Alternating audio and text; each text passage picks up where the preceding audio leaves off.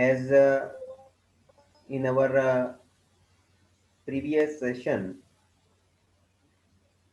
we have discussed about types of annuities and very importantly जो दो annuities के basis पे आपको questions हैं, those are ordinary annuity and annuity due.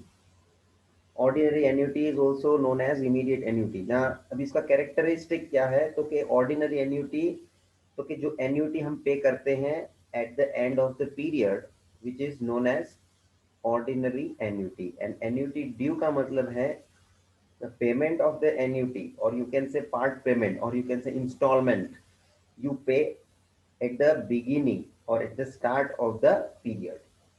ये बेसिक दोनों में डिफरेंस है और दो चीज हमें ध्यान में रखनी है. First is the future value which is we call it as amount also. Future value which we call it as amount also, as well as the present value. These two things we are going to cover. और उसके मैंने फॉर्मूले भी discussion में लिए और काफ़ी बातें मैंने इन जनरल की कि just you need to understand and remember two formulas. Students, इतने सारे फॉर्मूले हैं. देखो, फ्यूचर वैल्यू ऑर्डिनरी एन्युटी का, वही फ्यूचर वैल्यू एन्युटी ड्यू का, प्रेजेंट वैल्यू ऑर्डिनरी एन्युटी का, प्रेजेंट वैल्यू एन्युटी ड्यू का. ये चार फॉर्मूला है बेसिक. लेकिन उसमें से मैंने आपको क्या बात याद रखने को बोला था कि ऑर्डिनरी एन्युटी को मैं ज्यादा इंपॉर्टेंस देता हूं और ऑर्डिनरी एन्युटी के फॉर्मूले को आप ध्यान में ले लो. बाकी सब फॉर्मूला आपको एन्युटी ड्यू का आप खुद प्रिपेयर कर सकते हैं. क्या मैंने बेसिक डिफरेंस बताया था? देखिए, फ्यूचर वैल्यू का ऑर्डिनरी एन्युटी का जो फॉर्मूला है as compared to the formula of annuity due, just you to multiply 1 plus I additionally with that C, तो आपका फॉर्मूला बन गया एन्युटी ड्यू का, है ना. तो ये जो हमने C जो है उस C के साथ मल्टीप्लिकेशन में 1 plus I एक्स्ट्रा कर दिया तो वो ऑर्डिनरी एन्युटी में से एन्युटी ड्यू का फॉर्मूला बन गया. I am talking about amount. अब वही प्रेजेंट वैल्यू का फॉर्मूला आप ऑर्डिनरी एन्युटी का देखोगे तो उसमें भी वही चीज है. यहाँ C है, उसके साथ C के साथ मल्टीप्लिकेशन में 1 plus I को आपको मल्टीप्लाई कर देना है. That's it. The same formula is there. तो ये है, सिर्फ आप ऑर्डिनरी एन्युटी के लिए ध्यान में रखो. Annuity due automatically you can generate the formula. Secondly, we have discussed about the relationship between amount and present value. तो प्रेजेंट वैल्यू और अमाउंट के बीच में एक रिलेशन जो है, ये एक फॉर्मूला तो दोनों में सेम है और ये जो एक फॉर्मूला है, ये जो रिलेशन है वो दोनों में सेम इसलिए भी है क्योंकि this is a relationship as it is a formula of compound interest. और दूसरा वाला जो रिलेशन है वो आपको ध्यान में रखना है कि ऑर्डिनरी एन्युटी का आपने रिलेशन तो याद रख लिया तो उसमें से आप एन्युटी ड्यू का रिलेशन बना सकते हैं. खाली क्या करना है, वापस वही सी के साथ मल्टीप्लिकेशन क्या करना है, 1 plus I. बहुत मैंने सिस्टमेटिकली आपको फॉर्मूला याद रखने के लिए हिंट दिया है, आप ध्यान में ले लेना. आपके पास भी कोई अदर मेथड्स है, you can also use that, but formula must be perfect. ये बात मेरे को आप बराबर समझ लेना क्योंकि विदाउट फॉर्मूला आपका काम होने वाला नहीं है और जो फॉर्मूला आ गया तो आपका काम हो जाएगा. Absolutely you can proceed properly. हाँ, क्वेश्चन को समझना है, फॉर्मूला यूज करके बस सिंप्लीफाई करना है और कुछ नहीं है. तो मैं खाली डायरेक्ट फॉर्मूला से भी स्टार्ट कर सकता था लेकिन मैंने 2 लेक्चर्स आगे के जो किए मैंने उसके पूरे थियोरी को डिस्कशन में लिया. आपको मालूम है because nowadays they are going to ask objective type theoretical questions, so that is also important. Whereas concept जो है ना वो जान के आपको, आप जब आप प्रिपरेशन करते हो तो वो एक मजा अलग होता है. खाली फॉर्मूला से सॉल्व करके ले लिया, that is only, it is not enough. मतलब वो चीज करने की कोई मजा नहीं है, मगर अंडरस्टैंडिंग क्लियर करके फिर आप करते हो तो वो that is very important in your studies.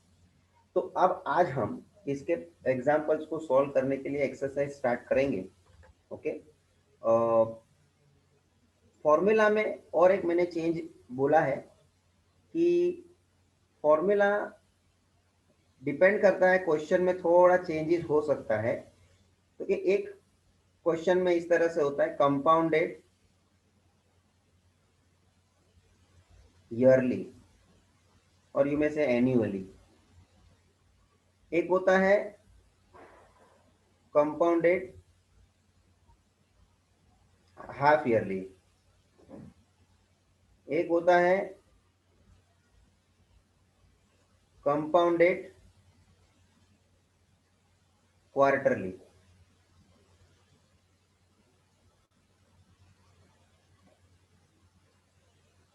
and one is compounded monthly.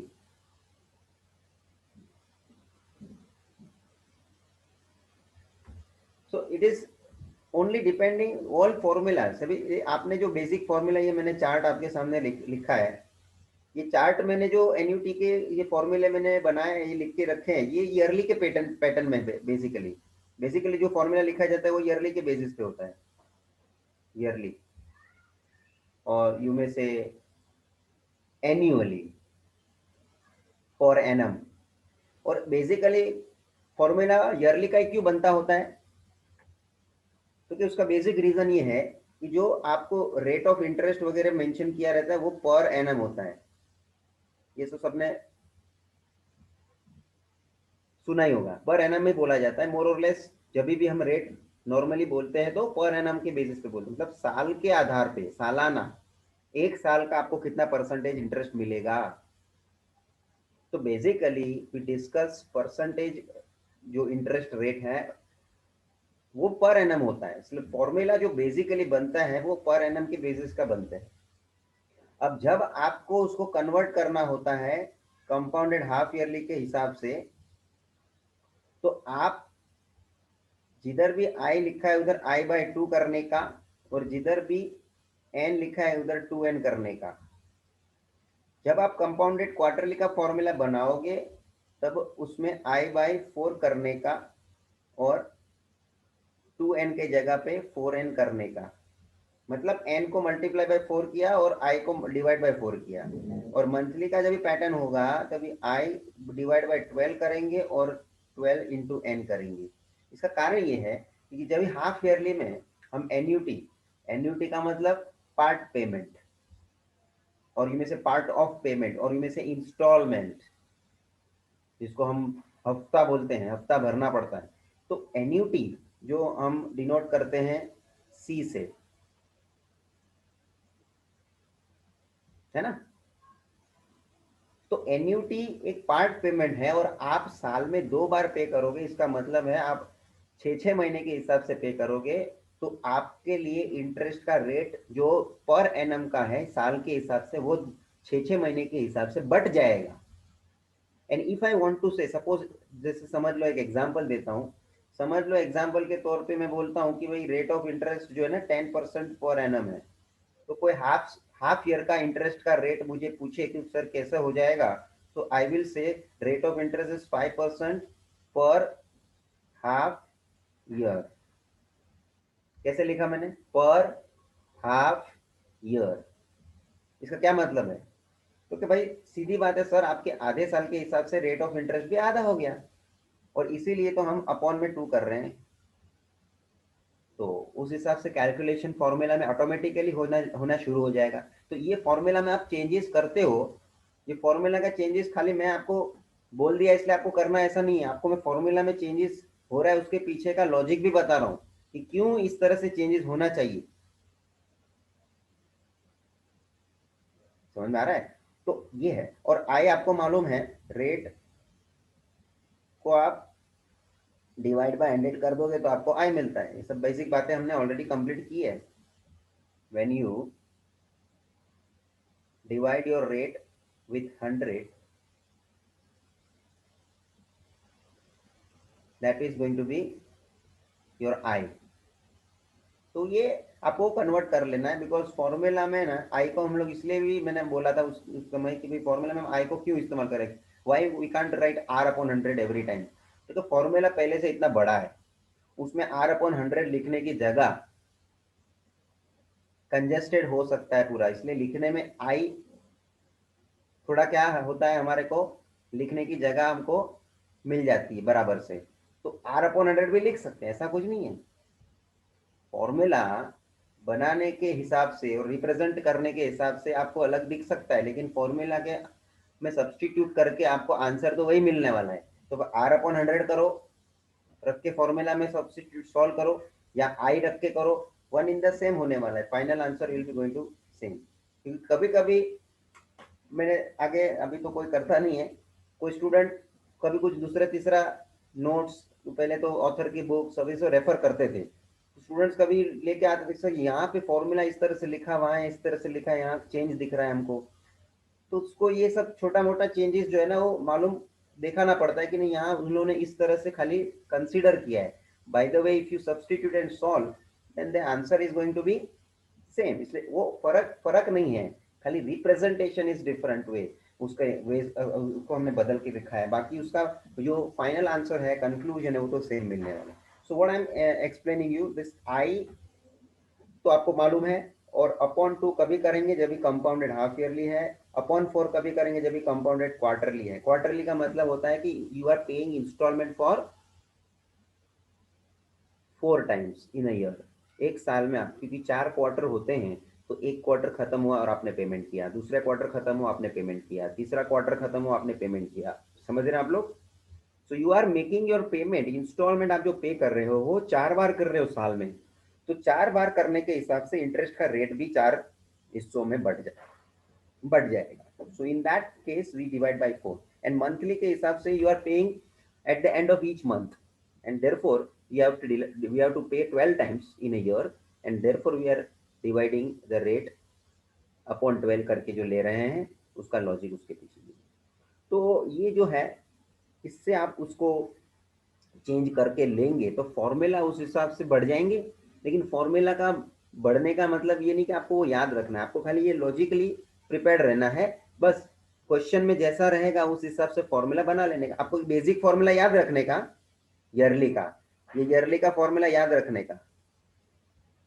अब समझो हमको हाफ ईयरली का फॉर्मूला बनाने का, तो क्या करने का, क्योंकि ये जो आई दिख रहा है ना उसको डिवाइड बाई 2, ये जो एन दिख रहा है ना उसको 2n कर देंगे, अंदर भी जो आई है ना उसको भी आई अपॉन 2 कर देंगे, बस इतना चेंज कर दोगे आप तो ऑटोमेटिकली फॉर्मूला आपका कंपाउंडेड हाफ ईयरली का बन जाएगा। आई एम श्योर आप लोगों को ये पूरा प्रोसीजर पता चल गया होगा, ताकि अभी फॉर्मूला के लिए कोई अपने को कंफ्यूजन नहीं रहना है। Now I can start questions. अभी हमें खाली क्वेश्चन को समझना है, formula part is absolutely clear to all, है ना। अब फॉर्मूला समझ के कौन सा फॉर्मूला यूज करना है जस्ट नक्की करके बराबर पढ़ने का है क्वेश्चन को, और वो फॉर्मूला एग्जीक्यूट कर देने का, खत्म। हाँ, और सॉल्व करने का तुम्हारे को बराबर से होने का है। आपको किधर भी मिस्टेक कैलकुलेशन में होगा तो भी आप गड़बड़ कर दोगे, क्योंकि बहुत सी बार हमने देखा है कि स्टूडेंट बराबर करता है, सब फॉर्मूला भी सही लिखता है, लेकिन कैलकुलेशन मिस्टेक करके उसका आंसर वो रॉन्ग कर देता है, ये भी होता है। तो calculation plays important role finally to get your correct answer. तो अब मैं क्वेश्चन की ओर आगे बढ़ता हूँ। इस तरह से आप समरी, जरा मेरे को लगता है आप लोगों ने ये लिख तो लिया होगा या फोटो ले लिया होगा आई गेस, तो इस तरह से आप लिख के रख सकते हैं आपके बुक में भी, है ना। तो ये आपको काम में आएगा एज अ फॉर्मूला, बुक में भी इस तरह से समरी आपको एक टेबल, जिससे कि आपको पूरा का पूरा फॉर्मूला का, बाकी तो फॉर्मूला में मैंने बोला आपको 2 ही फॉर्मूला याद रखने जैसा है, ऑर्डिनरी एन्युटी के दोनों, कौन से दोनों, अमाउंट के फॉर्मूला और प्रेजेंट वैल्यू का, और तीसरा एक फॉर्मूला रिलेशनशिप का ही याद रखने का, तो याद रखो। समझ में आ रहा है? वो मैंने तो एक स्टूडेंट को अभी ऐसा गाइडलाइन, कुछ साल पहले की बात है, एक स्टूडेंट को ऐसा हिंट दिया था ये फॉर्मूला याद रखने के लिए, शायद आपको भी मजा आ जाए। इधर स्पेलिंग बनता है ना, क्या बनता है, PAC, क्या बनता है, पैक, तो याद रख लो, पैक, PAC। कुछ तो लॉजिक बनाना चाहिए ना अपने को भी, फॉर्मूला अपने को याद रखने का है, अपने को जैसा यूज करने को मौका मिलता है, ऐसा नहीं कि ऐसा कोई अपने को रट्टा ही मारने का है, कुछ ऐसा लॉजिक भी यूज करने का। PAC, उस ऑर्डर में, मतलब पहले P आएगा या पहले C आएगा, वो कंफ्यूज होता था बच्चा। तो भाई उसको मैंने स्पेलिंग बोला ऐसा याद रख लेना भाई, तेरे को क्या प्रॉब्लम हो रहा है, PAC, खत्म हो गई बात। चलिए, ये सब कुछ ऐसी बातें रहती है कि जो आपको काम में कहीं ना कहीं आप भी खुद से आप उसका कुछ डेवलप कर सकते हैं, इस तरह से लॉजिक। चलिए मैं एक्सरसाइज पे आता हूँ, सभी लोग जरा टेक्स्ट बुक ओपन कर लीजिए और क्वेश्चंस हम वन बाय वन कंसीडर करते हैं। जरा एक्सरसाइज क्वेश्चंस को लेते हैं हम।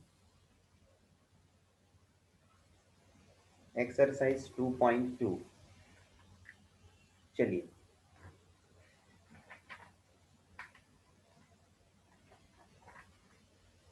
आइए,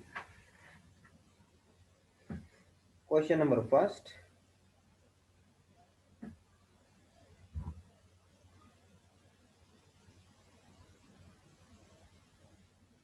नोटबुक खुला रखेंगे, शांति से आगे बढ़ना है, पहले यहाँ देखते जाएंगे, साथ में लिखने का है लिखते जाएंगे, मैं एक्सप्लेन करूँगा, ध्यान भी इधर रहेगा, खाली लिखने की बात नहीं करेंगे।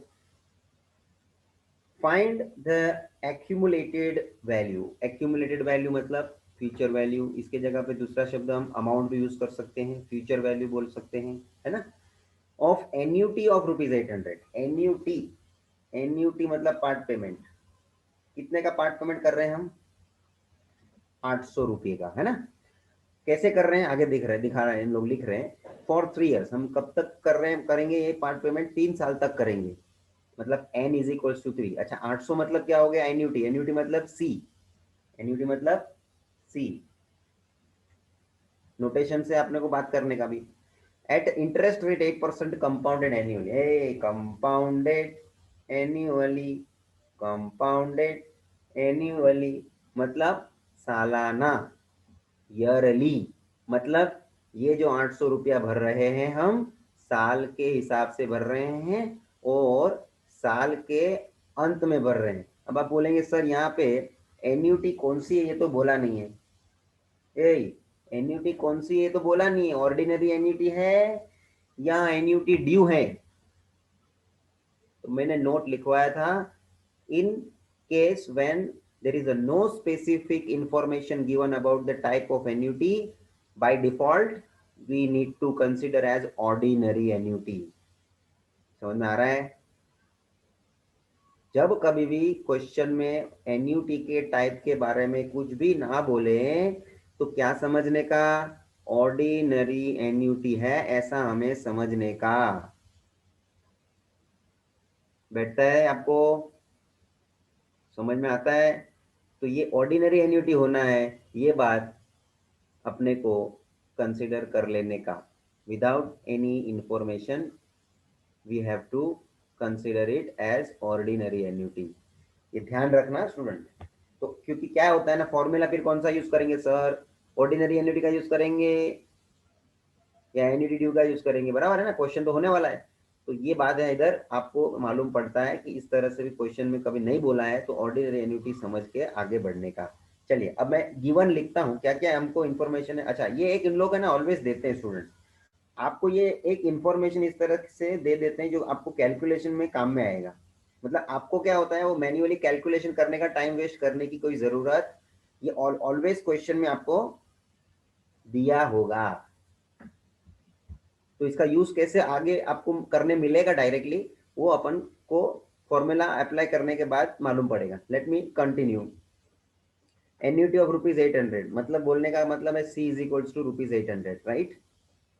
उसके बाद n is equals to, that is number of years, that is 3 years। Rate of interest is 8%, और आपको उसको आई में कन्वर्ट करने का है, किसमें कन्वर्ट करने का, आई में। I is equals to R/100, 8/100 that is 0.08। ये आपको आई में डायरेक्टली भी कन्वर्ट करने को होता है तो कर सकते हैं, ऐसा लिखने की कोई जरूरत नहीं है इसको समझ में आएगा ना डायरेक्टली, 8/100 बोलेगा तो 0.08, सिंपल सी बात है। चलिए अब हमको क्या लिख के बोला है, फाइंड क्या करने के लिए बोला है कि फ्यूचर वैल्यू फाइंड करो, और अपने को ये फॉर्मूला लिखने का है। और फॉर्मूला लिखने से पहले मुझे एक आपको यहाँ स्टेटमेंट भी लिखवाना है। फाइंड फ्यूचर वैल्यू आपने लिखा ना, तो यहाँ आपको लिखना है इसके बाद for ordinary annuity compounded yearly, ये लिखने का है। क्या लिखा मैंने, फॉर ऑर्डिनरी एन्युटी, ये मैंने स्पेसिफाई कर लिया, भले उन्होंने बोला नहीं है तो बाय डिफॉल्ट नहीं बोला है तो ऑर्डिनरी एन्युटी है मानना है। ओके, और वो भी कंपाउंडेड ईयरली के बेसिस पे है, सालाना, बोला ना, फॉर 3 years एट इंटरेस्ट। तो यहाँ पे ये ईयरली का पैटर्न है, एन्युअली, कंपाउंडेड एन्युअली शब्द वापरा है कि नहीं, एन्युअली वर्ड लिखो या ईयरली लिखो, कोई बात नहीं है, दोनों सेम है मीनिंग में। चलो अमाउंट का फॉर्मूला ये आपके सामने है, देखो, C/I into bracket 1+I⁻n-1। Formula शांति से बराबर लिखने का, और अभी इसमें सब सब्स्टिट्यूट करने का है स्टूडेंट्स, सबको सब्स्टिट्यूट करने को आना चाहिए। C के जगह पे 800 अपॉन I के जगह पे 0.08 bracket into that bracket 1+0.08 whole cube, n is equal to 3 है ना भाई, होल क्यूब -1। अब देखो अंदर का ये जो ब्रैकेट है वो पहले सॉल्व होएगा, 1+0.08 बोलेगा तो 1.08, तो हो गया 1.08। और ये देखो मैंने 0.08 का पॉइंट निकाल दिया, तो उसका पॉइंट के बाद 2 डिजिट है तो ऊपर 100 गया कि नहीं, और नीचे क्या बच गया 8, और ये 1.08 होल क्यूब हो गया। और देखो ये 1.0 होल क्यूब, इसका वैल्यू आपको यहाँ दिया है, 1.08 होल क्यूब का क्या वैल्यू दिया है, 1.2597। ये इन लोग क्यों आपको हेल्प कर रहे हैं, क्योंकि आपका टाइम पास कैलकुलेशन में ना हो इसीलिए। और कभी कभी ये जैसा जरूरी नहीं है 3 साल का है, आप सोचो ना, जैसे कि 15 साल का होता तो, 10 साल का होता तो इतना बड़ा पावर होता, तो 1.08 के रेस टू में 10 करने का मतलब मैन्युअली कितना भारी पड़ेगा, इसलिए इन लोग वैल्यू आपको अवेलेबल कर देते हैं। चलिए आगे बढ़ूं, तो अभी क्या करोगे, 1.08 के जगह पे आप उसका वैल्यू सब्स्टिट्यूट करो होल क्यूब के जगह पे 1.2597, और यहाँ पे जो कैंसलेशन होता है वो कैंसिल करो, 8 से 800 को कैंसिल किया, 100, 100 इंटू 100 10,000, और ये 1.08 होल क्यूब के जगह पे 1.2597 -1 करके वो वैल्यू बनेगा 0.2597 इंटू 10,000। अब मैं क्या करता हूँ, इसका पॉइंट निकाल दोगे ना तो नीचे कितने जीरो आएंगे, 4 जीरो, वो 4 जीरो इससे क्या हो जाएगा, कैंसिल हो जाएगा। समझे कि नहीं मैं क्या बोल रहा हूँ, डायरेक्ट कर रहा हूँ, मगर मैं यहाँ एक स्टेप लिख रहा हूँ, जिनको नहीं समझे वो देख लो जरा। 10,000 है, 2597, इसका पॉइंट निकालेंगे तो नीचे 10,000 जाएगा कि नहीं जाएगा, तो इसका जो 4 जीरो आया इसके साथ क्या हो जाएगा, कैंसल, बचेगा क्या, 2597। अरे गेटिंग, आपको समझाइए कैलकुलेशन। तो इसका मतलब क्या हुआ, इसका मतलब ये हुआ ये आदमी हर साल के एंड में 2597 भरेगा, तब जाके तब जाके अब ये एन्युटी 800 रुपया भरेगा हर साल के एंड में, तब जाके 3 साल के बाद उसको 2597 मिलेगा, 3 साल के बाद उसको इतना मिलेगा। समझ में आ रहा है, ये हो गया आपका कैलकुलेशन।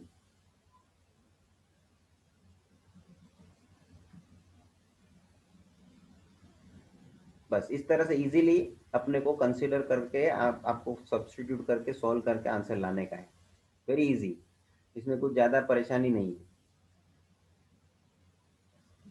अब आप सोच लो, मैं आपको खाली एक डिस्कशन करता हूँ, ये फॉर्मूला में कितने चीज है, तो कि एक सी है, एक आई है, आई के मतलब आई का मतलब उसमें आर छुपा है ना, रेट ऑफ इंटरेस्ट, एक ए है, और एक यहाँ एन है। कितनी चीज मैंने बताई, ए है, सी है, आई है, आई का मतलब उसके अंदर आर छुपा है और एन है। तो कुछ क्वेश्चन में तुमको अमाउंट ढूंढने को बोलेंगे, कुछ क्वेश्चन में तुमको सी ढूंढने को बोलेंगे, कुछ क्वेश्चन में तुमको रेट ऑफ इंटरेस्ट ढूंढने को बोलेंगे, कुछ क्वेश्चन में तुमको नंबर ऑफ ईयर ढूंढने के लिए बोलेंगे। बोल सकते हैं कि नहीं बोल सकते हैं? उल्टा पुल्टा करके इंफॉर्मेशन आपको जो भी दिया होगा उसके आधार पे कुछ भी फाइंड करने के लिए बोल सकते हैं। Are getting? सो अब क्वेश्चन में ज्यादा वो वैरायटी में इस तरह से कि आपको दूसरी कुछ चीज देके बोलेंगे अभी ये फाइंड करो, अभी आप अपने को बोला अमाउंट फाइंड करो, है ना। चलिए मैं आगे बढ़ता हूँ, आपका कंप्लीट हो गया होगा। Question number second, a person invested ₹5,000। आप लोग जरा अंडरलाइन वगैरह करने का आपके टेक्स्ट बुक में, इन्वेस्टेड ₹5,000 एवरी ईयर, मतलब ये इतना 5-5 हजार हर साल भर रहा है। अभी वो भर रहा है, कैसे भर रहा है, साल के शुरुआत में भर रहा है या साल के अंत में भर रहा है, वो पूरा पूरा पढ़ने का बाद में नक्की होएगा। चलो, तो 5,000 क्या हो गया, एन्यूटी हो गया। सी, समझ में आ रहा है? In finance company that offered him interest compounded at 10% पर एनम। लो, उधर उसको कितना परसेंटेज इनकम इंटरेस्ट मिल रहा है, 10% पर annum. What is the amount accumulated? What is the amount accumulated? Amount accumulated मतलब A, amount accumulated मतलब A, future value, amount accumulated value। चल, आफ्टर 4 इयर्स, 4 मतलब n, 5,000 जो था वो C था, C दिया है, N दिया है, रेट ऑफ इंटरेस्ट दिया है और A ढूंढने का है। सेम क्वेश्चन हुआ कि नहीं हुआ? सेम क्वेश्चन हुआ कि नहीं? अमाउंट ये सब फिगर सब बदलते हैं इन लोग, पैटर्न सेम है। अच्छा, कुछ बोला है क्या, कौन सा एन्यूटी है, स्पेसिफाई किया है क्या? टाइप ऑफ एन्यूटी नहीं किया है, तो क्या समझ के चलेंगे हम? Ordinary annuity. क्या समझ के चलेंगे हम? Ordinary annuity. If type is not mentioned, it is to be considered as ordinary annuity. चलो शुरू करेंगे। हाँ, ये वैल्यू तो आपको हेल्प करने वाले हैं ही, गवर्नमेंट आपको दे ही दिया है। चलिए कोई बात नहीं, चलो लिखते जाने का। पहले गिवन विवन सी दिया है, मतलब एन्यूटी 5,000, रेट ऑफ इंटरेस्ट 10% पर एनम, मतलब आई बोलेगा तो 0.1, 10/100 बोलेगा तो 0.1। चलिए next, n is equal to 4 years. क्या ढूंढने का है? अमाउंट। चाहे तो लिख के रखो, ये amount is equal to question mark. चलिए, अमाउंट का फॉर्मूला, अच्छा उससे पहले मुझे आपको याद आएगा, आपको स्टेटमेंट लिखाया था वो याद करो। फॉर ऑर्डिनरी एन्युटी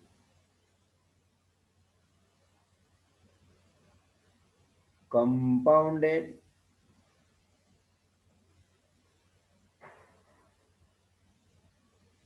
ईयरली, ये स्टेटमेंट लिखने का है before you execute the formula.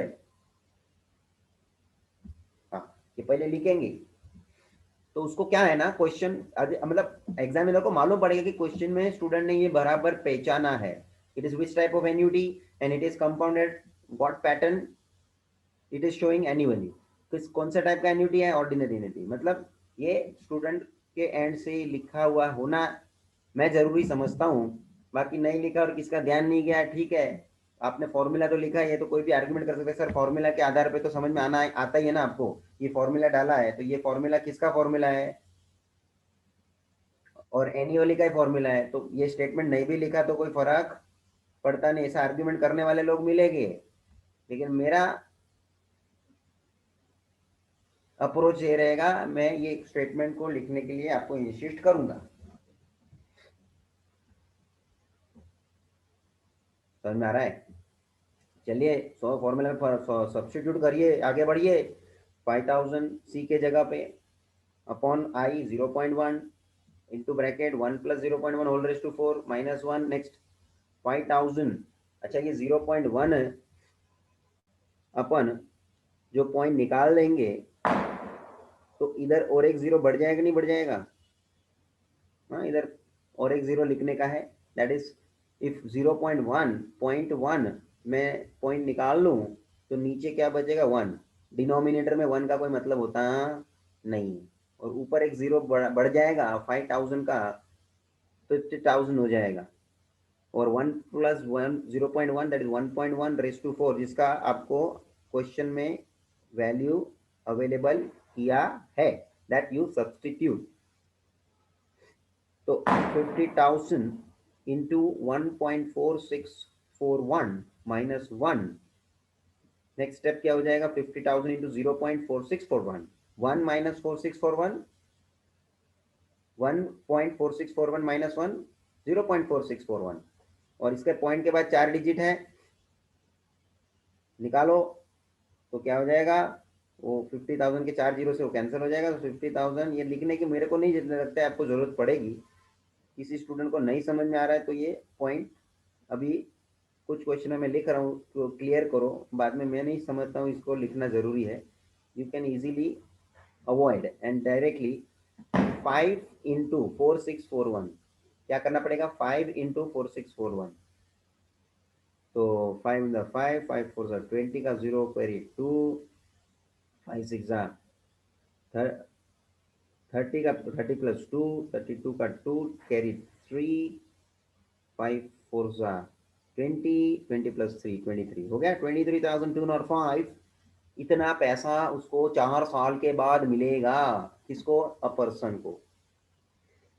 He is investing 5,000 eight the end of every year. तो उसको 4 साल के बाद कंपनी इतना पैसा रिटर्न करेगी। Are getting?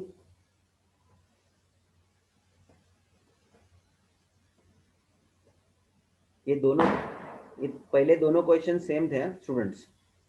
अच्छा, मैं क्या आपको एक और बात बोलने का है मुझे। Everybody try to have proper marking. मेरी बात को बराबर समझना, ये तुमको कभी कैसे काम आ जाएगा। प्रॉपर मार्किंग का मतलब ये होता है स्टूडेंट, अभी पहला क्वेश्चन जो था और दूसरा क्वेश्चन जो था, जरा मेरे को ध्यान से समझ लेना। ये टेक्निक होती है स्टडी की। इसको दोनों को ये मैंने स्टार मार्क कर दिया।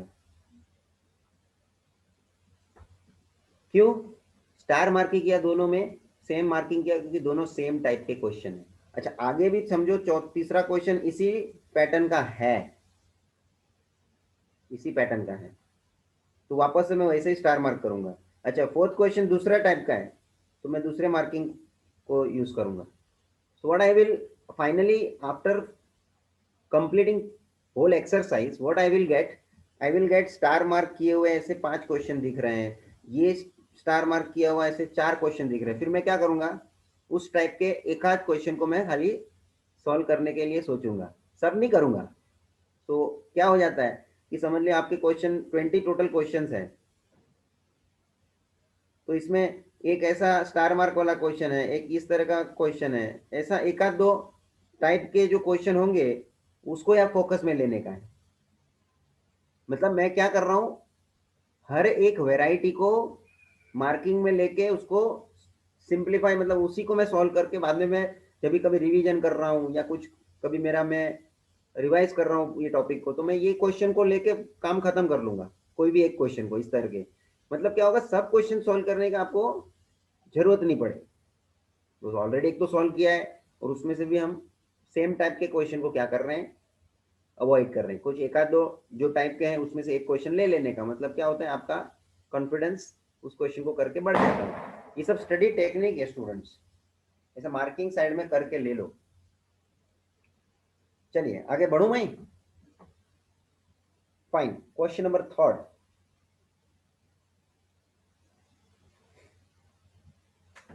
Find the amount accumulated. What does it mean? Amount accumulated मतलब accumulated value मतलब amount, future value है ना, आफ्टर 2 years। आफ्टर 2 years मतलब मैंने कितने साल के लिए ये मैं इंस्टॉलमेंट भरता हूँ, तो 2 साल के लिए। कैसे भर रहा हूँ ये आगे बोला रहेगा। If a sum of rupees 24,000 is invested every 6 months। लो, एवरी 6 मंथ्स बोल दिया, मतलब यहाँ होना है कंपाउंडेड हाफ ईयरली, और जो कि उन्होंने ही क्वेश्चन में कंपाउंडेड हाफ ईयरली शब्द का उपयोग कर दिया है। ए स्टूडेंट, ये कंपाउंडेड हाफ ईयरली उन्होंने नहीं भी लिखा होता ना, कंपाउंडेड हाफ ईयरली शब्द उन्होंने नहीं भी लिखा होता ना, तो भी मुझे ये एवरी 6 मंथ के आधार पे कंपाउंडेड हाफ ईयरली मालूम पड़ जाना है। Are getting? और रेट ऑफ इंटरेस्ट बोला है 12% पर एनम। अरे 6 महीने के बाद में भर रहा हूं। और एक मिनट, टाइप ऑफ एन्युटी बोला है क्या? ऑर्डिनरी है या ऑर्डिनरी ड्यू है, बोला है क्या? So nothing is disclosed here about that. So we must consider that this is a ordinary annuity. Ordinary annuity. चलिए, मैं 2 साल के लिए भर रहा हूं, ये मतलब मैंने कितनी बार इंस्टॉलमेंट भरा होगा? 4 टाइम्स, करेक्ट? नहीं, चलो आगे बढ़ते हैं। अपने को अभी देखो फॉर्मूला में चेंज लाना पड़ेगा, ये हाफ ईयरली का फॉर्मूला बनाना पड़ेगा। अमाउंट का ही फॉर्मूला बनेगा लेकिन हाफ ईयरली के लिए बनेगा। मतलब क्या करेंगे मालूम है? वही अमाउंट के फॉर्मूला में आई डिवाइड बाई 2 करेंगे और एन को मल्टीप्लाई बाई 2 करेंगे। यस और नो? मैं किसी को फॉर्मूला बोलने के लिए बोलूंगा। चलो पहले मैं लिख लेता हूं, amount question mark N 2 year, C मतलब एन्यूटी 24,000, और rate of interest 12% per annum है, मतलब आई क्या हो जाएगा? 0.12, 0.12। ठीक है, अब यहां मैं एक स्टेटमेंट लिखूंगा, annuity is paid at the end of each 6 month. ये स्टेटमेंट के जगह पे मेरे को तो ये मैंने जो लिख के बताया था उस स्टाइल का स्टेटमेंट आप लिखो तो भी बेहतर है, वो भी अच्छा ही है उस टाइप से लिखा हुआ। तो क्या लिखा था here?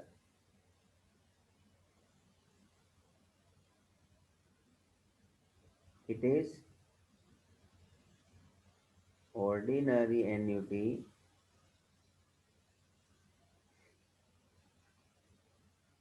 Compounded half yearly, compounded half yearly. समझ में आया? ये स्टेटमेंट मेरे को बेहतर लगता है बिकॉज इसमें ऑर्डिनरी एन्युटी का भी बात डिस्क्लोज हो जाता है, साथ में उसका जो नेचर है वो भी पता चल जाता है, हाफ ईयरली का है ये पता चलता है उससे। चलो फॉर्मूला मुझे कौन बताएगा? अमाउंट का फॉर्मूला मुझे कौन बताएगा? चिरंजीव चालू करो, फॉर्मूला बताओ।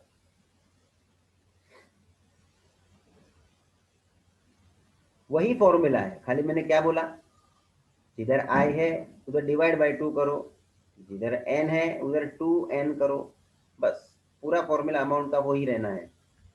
बोलो चिरंजीव।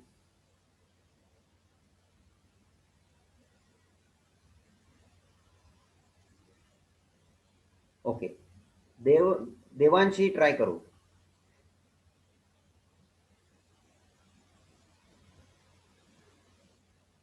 देवांशी।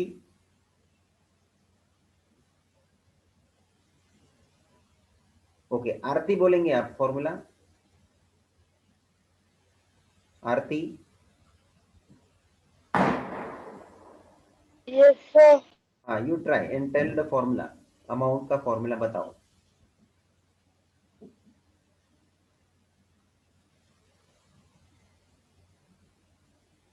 प्रीवियस क्वेश्चन का फॉर्मूला जो लिखा हुआ है उसी में हमको ये चेंजेस करने हैं।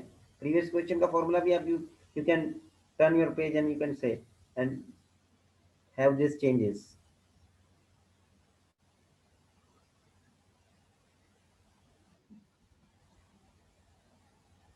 Want to try? Sir C upon i, C 1+i ऐसा करके आगे नहीं, से। वो तो 1+i जो ऐड कर रहे हो ना, वो तो एन्युटी ड्यू के लिए है। वो फॉर्मूला अभी हमारा कौन सा एन्युटी चल रहा है? ऑर्डिनरी एन्युटी चल रहा है ना। हाँ सर। हाँ, तो आपको चेंजेस क्या करना है, जिधर आई है उधर i/2 लिख के मेरे को बोलना है, और जिधर n है उधर n को मल्टीप्लाई 2 करके 2n बोल के उसमें चेंजेस करना है। तो आपका ऑर्डिनरी एन्युटी का जो अमाउंट का फॉर्मूला अपन ने पहले 2 क्वेश्चन में लिखा ना, हाँ सर। वही फॉर्मूला में ये चेंजेस करके मुझे बताओ।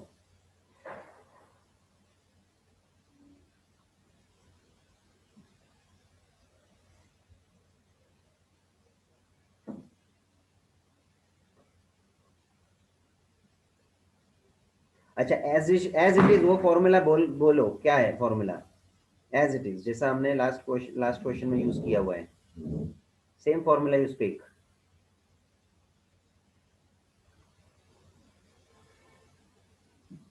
हाँ, हाँ बोलो, देख के बोलो, अमाउंट का फॉर्मूला बोलो, वांदा नहीं सी है। अपॉन आई हाँ ब्रैकेट 1 + i देन n-1। हाँ, bracket raise to n minus 1, correct. अभी यही फॉर्मूला मुझे बताओ बोल के, लेकिन क्या चेंजेस करोगे मालूम है, जिधर i है ना उसको हाँ सर। i अपॉन 2 बोलने का, अपॉन 2 करने का उसको भी, और जिधर n है ना उसको मल्टीप्लाई बाय 2 करके बोलने का है, राइट। Okay sir. हाँ बोलो, सेम फॉर्मूला रिपीट, देख के बोलो, मेरे को वांदा नहीं है, but you should understand it properly कि क्या चेंजेस हो रहा है। C upon I by 2, right, 1 plus I i by 2, multiply by raised to अरे i 2n, by 2, 1 plus I, uh, I है ना वो, आई बाई 2 1 करो, plus by 2 I by 2 whole raise to, n minus whole 1 raise to to ऊपर N, 2 to N, whole raised to 2। जो N है ना उसके जगह पे 2n हो जाएगा। हाँ सर। हाँ, और जिधर आई है, आई जो आई दो जगह पे है ना, हाँ तो सर, दो I जगह by पे 2 तो होगा। आई बाई टू दोनों जगह पे होना है, समझ में आ रहा है। हाँ सर। हाँ सभी लोग ध्यान दो, देखो अभी यस फॉर्मूला, सर। फॉर्मूला क्या हो जाएगा, ये देखो मेरे साथ, अपने आपको मैंने बता दिया, i/2 हो गया, इधर भी i/2 हो गया, और इधर n था उसको जगह पे 2n हो गया। Yes sir.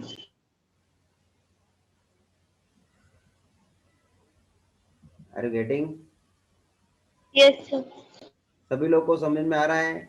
हाँ, ये फॉर्मूला में चेंजेस मैंने ये जानबूझ के तुमको ये सब फॉर्मूला नहीं लिखा है, क्योंकि मैंने ओरली जो बोला है उसको तुम समझ के एग्जीक्यूट आराम से कर सकते हो, मगर बराबर से तुमने सुना हुआ होना चाहिए और समझा होना चाहिए।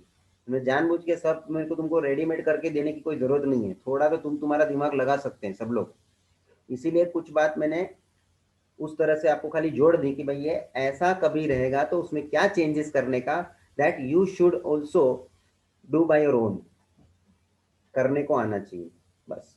वो फॉर्मूला वही है, खाली ये चेंजेस जो किए हैं उसके आधार पे किए हैं कि वो कंपाउंडेड हाफ ईयरली का फॉर्मूला है, इसलिए इसमें चेंजेस होना जरूरी है।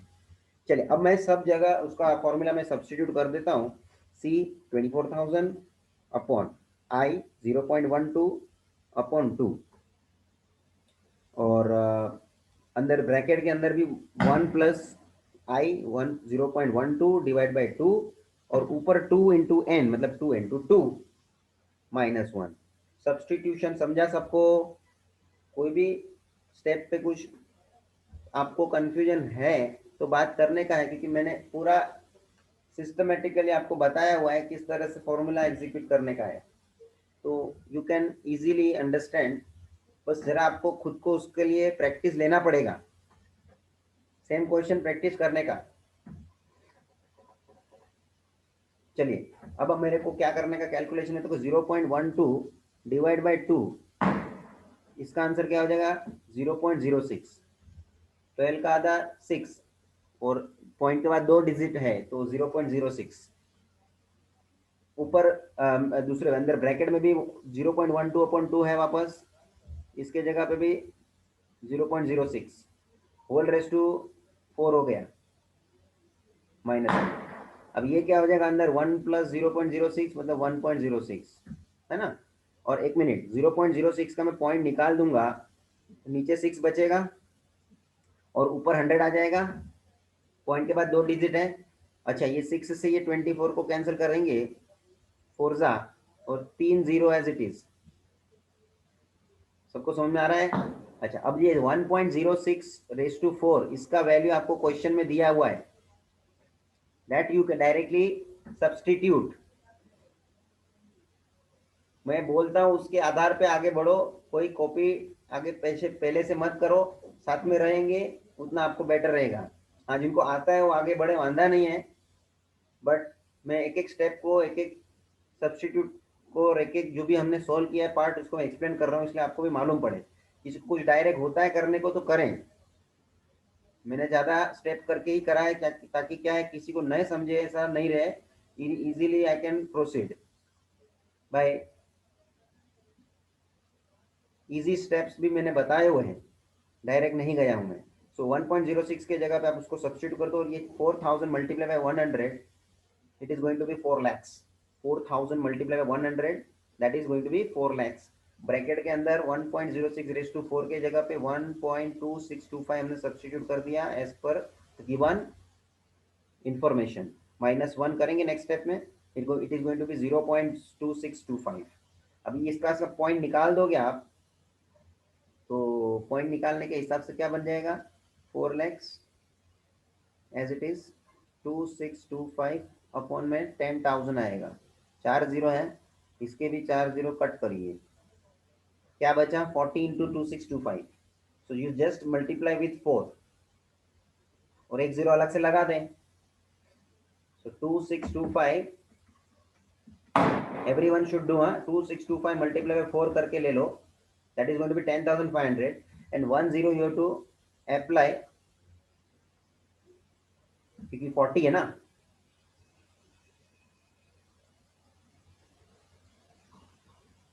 क्लियर रहना है कैलकुलेशन में, खास मैं बार बार बोलता हूँ, बिकॉज कैलकुलेशन में मिस्टेक हो जाएगा।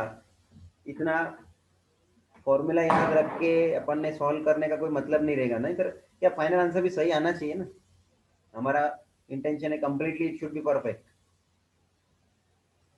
सर हाँ बोलो। सर आपने बोला कि जब भी हाफ ईयरली होता है तो हम्म। n को इंटू 2 और i को डिवाइडेड बाई 2 किया जाता है। जी। तो अगर हम यहाँ पे पहले से क्वेश्चन में अगर n की वैल्यू 2 इंटू 2 मतलब 4 और r की वैल्यू 12 डिवाइडेड बाई 2 मतलब 6, और फिर 6 हो जाएगा 0.06 क्योंकि वो 100 से डिवाइड होता है। ठीक है। और वही वैल्यू हम जो अपनी पुरानी वाली फॉर्मूला है a is equals to c upon i वाली, उसमें बराबर वही वैल्यू सब्स्टिट्यूट कर देंगे तो भी आंसर तो सेम ही आना है। आना है, ये गाइड वगैरह की और उसकी वगैरह की मेथड में दिया रहता है, I know people use to do this, but मेरे को बताओ कृति, नंबर ऑफ ईयर्स कितने हैं? सर 2। तो आपने तो 4 कर दिया। हाँ सर, लेकिन इंटू 2 हो जाता है ना, हाफ इंटू ईयरली है 2 तो। का क्या लॉजिक है? It should not be written like directly in the formula, it should be shown separately in the formula. See, they are not okay wrong, सर। even though they are not wrong, I am saying calculation wise उसका भी answer वही आने वाला है। But Krati, what should be the understanding we should disclose when we change in the formula? The formula itself you are getting that sense कि ये half yearly का separately बना हुआ है, and when you are substituting 2 into 2, one can say with that also कि यहाँ पे n का मतलब 2 year है। हाँ And सर, it's फिर अगर हम रीजन में लिख देंगे कि ये हाफ ईयरली का है तो। बराबर है, वो सब वो भी आपको अलग से लिखना पड़ेगा ना, वैसा करना पड़ेगा। चल, मेरे को वांदा नहीं है, इन लोग को इन लोग भी चेक करने वाले, वो लोग को ऐसा वो चेक नहीं करते कि ये मैं आपको इस तरह से करने पे इश्यू क्रिएट करेंगे, because these people are giving publicly ना गाइड में या ये कुछ सॉल्यूशन सेट्स में हम लोग ऐसा ही देते हैं। बाकी ये मेथड भी रॉन्ग नहीं माना जाएगा, इवन ये मेथड को परफेक्ट माना जाएगा। हाँ सर, मैंने हाँ। गाइड में से नहीं देखा, मुझे मैंने कॉलेज में हाँ, वो पूछा था ये कॉलेज। कॉलेज में भी वो गाइड में से देखा होगा ना उन्होंने। सर वो तो पता नहीं, लेकिन मैंने हाँ। जब ये सॉल्व किया था पहले जब मेरी एग्जाम्स थी तो मैंने ठीक इस है, तरह से सॉल्व किया था। चलेगा ना, आंसर सेम आया होगा। हाँ सर, आंसर सेम है। उसमें कोई प्रॉब्लम नहीं है। Thank you sir. ओके।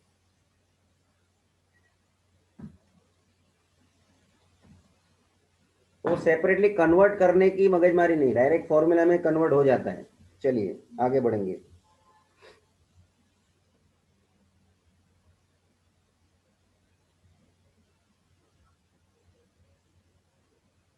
अच्छा, और एक बात मेरे को ध्यान में आ रहा है, मैं तुमको एक ऑब्जेक्टिव क्वेश्चन बना के बताऊं। Right the formula, give one word, right the formula for ordinary annuity compounded half yearly.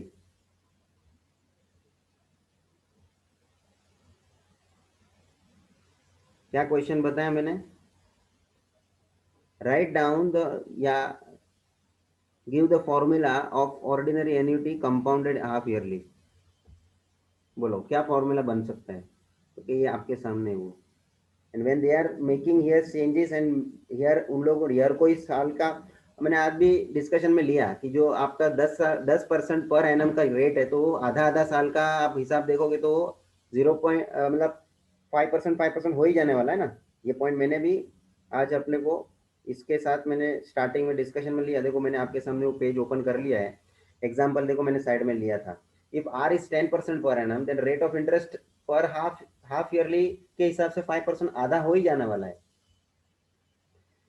तो ये आप अलग से क्रिएट करते हैं वैल्यू इंफॉर्मेशन को तो भी ठीक है। By the way, in that formula itself we are making changes and we are converting into half yearly. Formula ही हाफ ईयरली का बन जाएगा, तो तुमको कोई उसमें पहले से चेंजेस करने की जरूरत नहीं। Automatically when you substitute in the formula it gets converted. तो मैंने जो पूछा आपको फॉर्मूला कि ऑर्डिनरी एन्युटी का फॉर्मूला बताओ, गिव वन वर्ड पूछ सकते कि नहीं? आपको ऑब्जेक्टिव टाइप क्वेश्चन है ना, तो गिव वन वर्ड क्यों नहीं पूछ सकते हैं? आप ऐसा भी आपको पूछ सकते हैं, the name the type, name the annuity which is paid at the end of the period, ordinary annuity. Name the annuity which is paid in the beginning of the period. समझ में आया? ये सब आपको ऑब्जेक्टिव्स में ऐसा one type का आपको इनडायरेक्टली जो कंसेप्ट क्लियर होता है, इससे ऑब्जेक्टिव क्वेश्चन से भी कंसेप्ट क्लियर होता है। चलिए, तो ये क्वेश्चन भी सेम हो गया अमाउंट ढूंढने वाला, मगर इस क्वेश्चन को करने के लिए आपको इसमें इंफॉर्मेशन हाफ ईयरली का था ये क्वेश्चन, ये ध्यान रखना। चलिए आगे बढ़ते हैं। Find accumulated value after 1 year of an annuity immediate. ये एन्युटी इमीडिएट और one can say immediate annuity, इसका मतलब ही है ordinary ordinary annuity. Accumulated value फाइंड करना है। एक्यूमुलेटेड वैल्यू मतलब amount 1 year n is equals to 1 in which rupees 10,000 are invested every quarter। ए भाई क्वार्टरली बोल दिया। ऐसे क्वार्टर बोलने से मुझे दिमाग में समझ में आना है कि ये कंपाउंडेड क्वार्टरली का होना है। कंपाउंडेड क्वार्टरली 16% पर एनम, कंपाउंडेड क्वार्टरली। चल भाई, ये आपको मदद दे रहे हैं इन लोग। 1.04:4 इज इक्वल्स टू का वैल्यू दे के रखा है। चलो गिवन क्या क्या है? सी, एन्युटी मतलब C 10,000, n is equal to 1 year, r is equals to 16%, that is i is equals to 0.16। Since annuity is paid at the end of each quarter. अच्छा, मैंने अभी टाइप लिखना है तो लिख सकते हैं, क्योंकि इन्होंने अभी type annuity immediate mention question में ही किया है। अच्छा, मेरे को फॉर्मूला क्वार्टरली का चिरंजीव बताएं। चिरंजीव,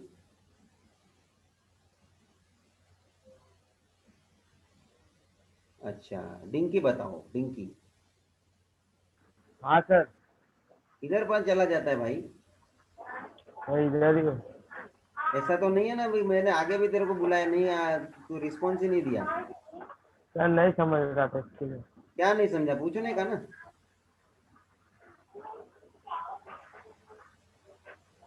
बोलो सर। हाँ बोलो, क्या नहीं समझ रहे, पूछो। वो हो गया सर। अच्छा, तो अभी मेरे को फॉर्मूला बताओगे इसका, कंपाउंडेड हाफ ईयरली का अमाउंट का, ऑर्डिनरी एन्युटी का? हाँ। क्या चेंज करने का है मेरे को? पहले चेंज क्या करने का वो बताओ। क्या सर? चेंज चेंजेस क्या करेंगे फॉर्मूला में क्वार्टरली के लिए?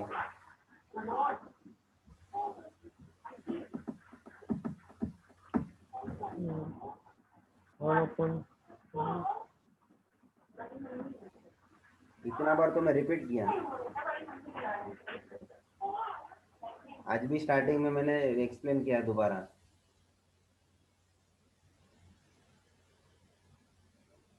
ध्यान देना पड़ेगा भाई, तुम लोग, बहुत से लोग इनडायरेक्टली मेरे को समझ में आता है कि वहां बैठ के क्या ध्यान दे पा रहे हैं या कितना कर पा रहे हैं अपने में कंट्रोल रख के।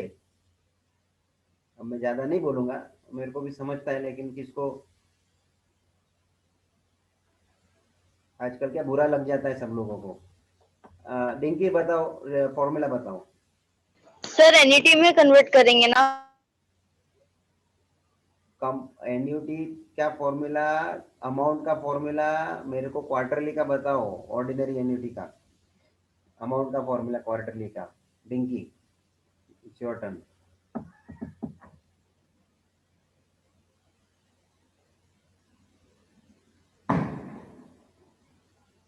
अरे एक वो ईयरली का फॉर्मूला ही तो है, उसमें खाली चेंज करके सर बताना मैं है। ट्राई करूं? नहीं, आपका टर्न नहीं, अभी अभी डिंकी को बोलने का है।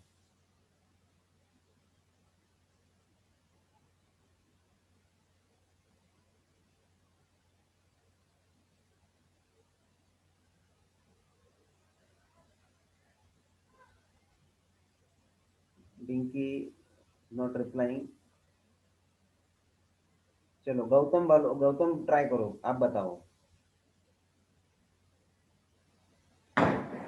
आपके सामने फॉर्मूला है, उसमें चेंज करके बताना है।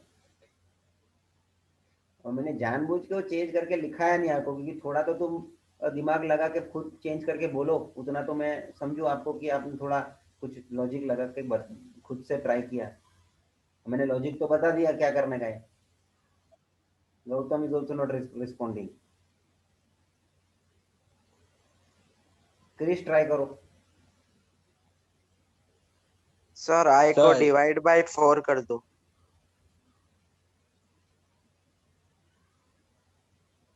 आई asked to Krish. Sir i total formula बताओ।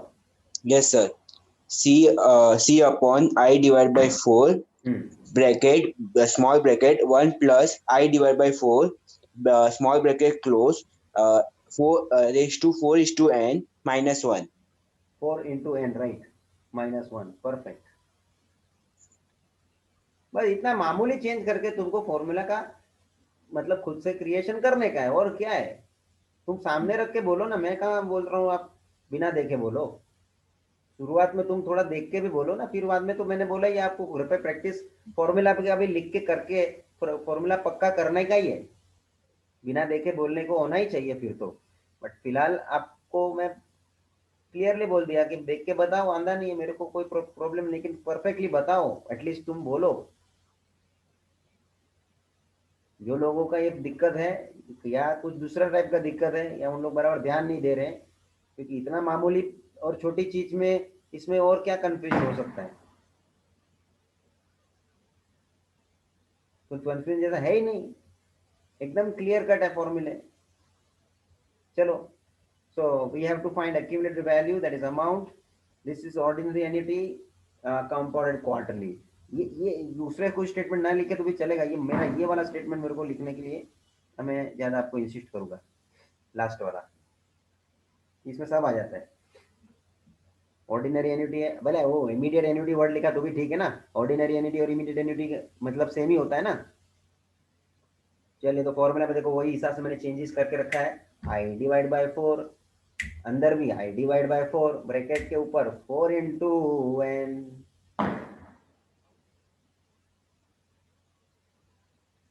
ये तुम लोगों को ऐसा आने वाला है ना एक्टिविटी,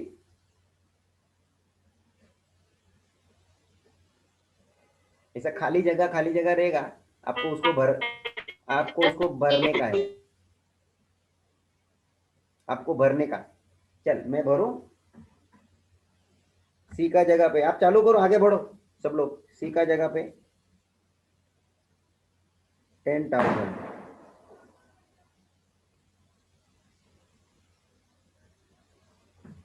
अपॉन आई अपॉन 4, आई बोलेगा तो 0.16 डिवाइडेड बाय 4, फिर 1 प्लस फिर I/4 that is 0.16 divided by 4। बाकी का तो कंप्लीट करके लिया है, 1 ईयर है। चलिए फर्दर 10,000। अच्छा ये 4 जो है इससे ये 0.16 को कैंसिलेशन करने को होएगा तो ये हो जाएगा 0.04। यहाँ पे भी ये हो जाएगा 0.04। 0.04 प्लस 1.04 नेक्स्ट स्टेप में आ जाएगा। वो रेस टू 4 उसका वैल्यू आपको दिया है और यहाँ पे 0.04 का पॉइंट निकाल देगा तो ऊपर 2 जीरो लग जाएगा तो 10,000 का 10 लाख हो जाएगा। अपॉन में 4 है, 4 से उसको डिवाइड करो, 10 लाख को 4 से डिवाइड करें कितना आता है 2,50,000।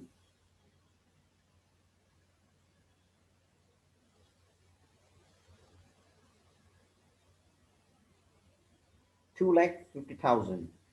कैंसलेशन खुद करके लिखें प्लीज, डायरेक्ट नहीं लिखने का है कि अपने को कैलकुलेशन में इन्वॉल्व होना पड़ेगा।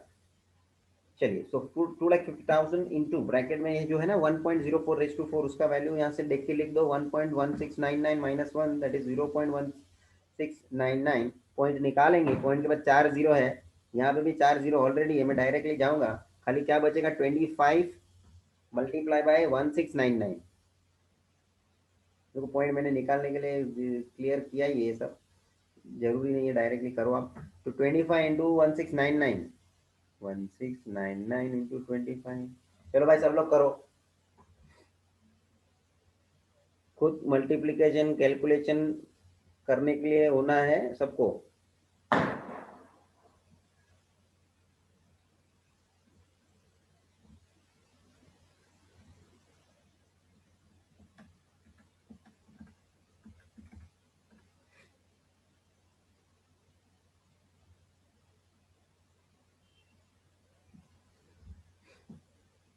सर बोलूं? नहीं मैं पूछता हूँ सबको, किसी को पूछूंगा। मेहुल बोलो आंसर।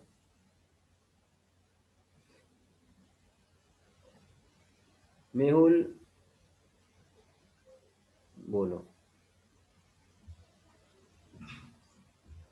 राजू बताओ आंसर।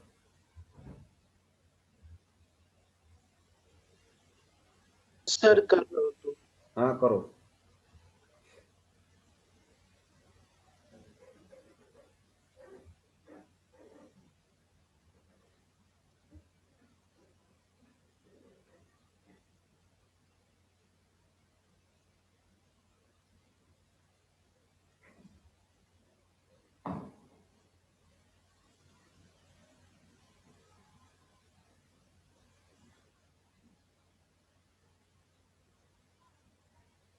सर 42,475। 42,475 करेक्ट है, सही जवाब। तो स्टूडेंट्स आपके सामने 3 टाइप के क्वेश्चन हो गए अमाउंट ढूंढने के लिए। कैसे के ऑर्डिनरी एन्युटी के लिए तो कंपाउंडेड ईयरली वाला, कंपाउंडेड हाफ ईयरली वाला और कंपाउंडेड क्वार्टरली वाला, हुआ कि नहीं? चलिए आप आगे कंपाउंड मंथली भी आ जाएगा तो कोई प्रश्न नहीं है। हाँ बोलो। सर पीछे इसका आंसर 29,975 दिया है। 29,000 वो रॉन्ग है, कैसे हो सकता है, पॉसिबल ही नहीं है। अपना कैलकुलेशन कुछ गड़बड़ है तो बताओ।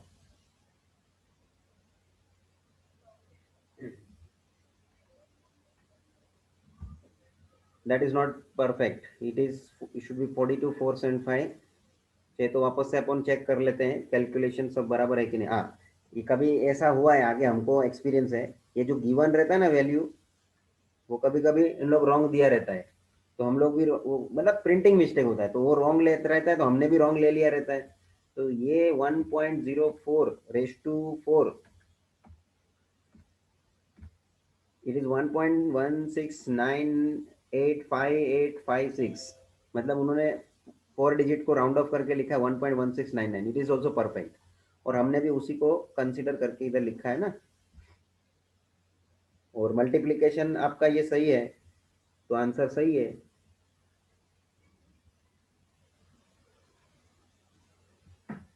पीछे मिस्टेक है आंसर में, जो ये नहीं है। तो चलिए आगे बढ़ेंगे। हो गया लिख के?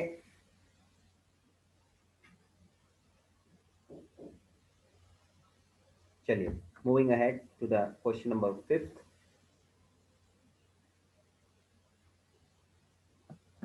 देखो 5th क्वेश्चन में क्या पूछा है, फाइंड द प्रेजेंट वैल्यू।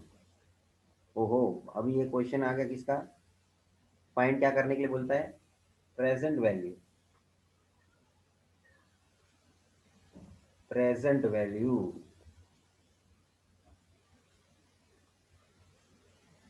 हो गया ना फर्क। अब तक हम लोग अमाउंट ढूंढते थे, अभी आपको प्रेजेंट वैल्यू ढूंढने के लिए फॉर्मूला यूज करना पड़ेगा। ऑफ एन एन्यूटी इमीडिएट, ओ कौन सा एन्यूटी, ऑर्डिनरी, मतलब इमीडिएट, ऑफ ₹36,000 पर एनम। कितने का एन्यूटी है, मतलब हम लोग कितने का पार्ट पेमेंट कर रहे हैं, 36,000 का पर एनम।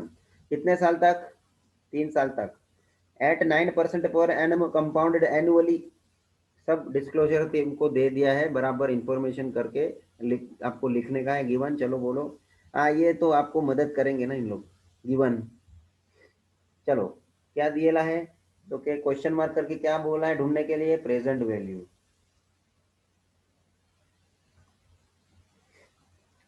एन्यूटी मतलब सी, मतलब 36,000। कौन सा एन्यूटी है, मतलब इमीडिएट एन्यूटी है, लिखने का ब्रैकेट में लिखो।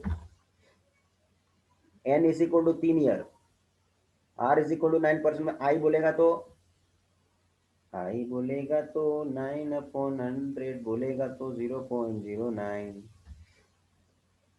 चल भाई, हियर एन्यूटी इज इमीडिएट, है ना, कंपाउंडेड एन्युअली। इमीडिएट मतलब ऑर्डिनरी। ज्यादा नहीं लिखने का है, जितना है शॉर्ट में लिख खत्म करो, एक ही वर्ड लिखो, ऑर्डिनरी लिखो या इमीडिएट लिखो। ज्यादा अपना नॉलेज का प्रदर्शन नहीं मांगता है, कैलकुलेशन में आ जाओ। अच्छा, अभी प्रेजेंट वैल्यू का फॉर्मूला आपके पास है, देख लो क्या है। वो भी कौन सी एन्युटी की बात चल रही है, ordinary annuity, that is C/I bracket 1 - 1 + I whole raise to -n। ये बेसिक फॉर्मूला जो होता है वो ऑलवेज ईयरली के हिसाब से होता है, कंपाउंडेड ईयरली के हिसाब से। तो ये भी कंपाउंडेड एनुअली का ही तो मुद्दा है। यह कोई ना ही सेमी एनुअली की बात है, ना ही क्वार्टरली की बात है, ना ही मंथली की बात है। तो अपॉन में और उसके आई के अपॉन में कुछ चेंजेस और एन के साथ मल्टीप्लिकेशन में कोई चेंजेस करने की कोई ज़रूरत नहीं है। चलो चालू कर देते हैं substitution. You can also begin. C के जगह पे 36,000, आई 0.09, 1 - 1 + 0.09। अंदर ब्रैकेट पहले सोल्व होता है, उसके पावर में -3 है इसलिए वो पहले होएगा। 1 + 0.09 मतलब 1.09।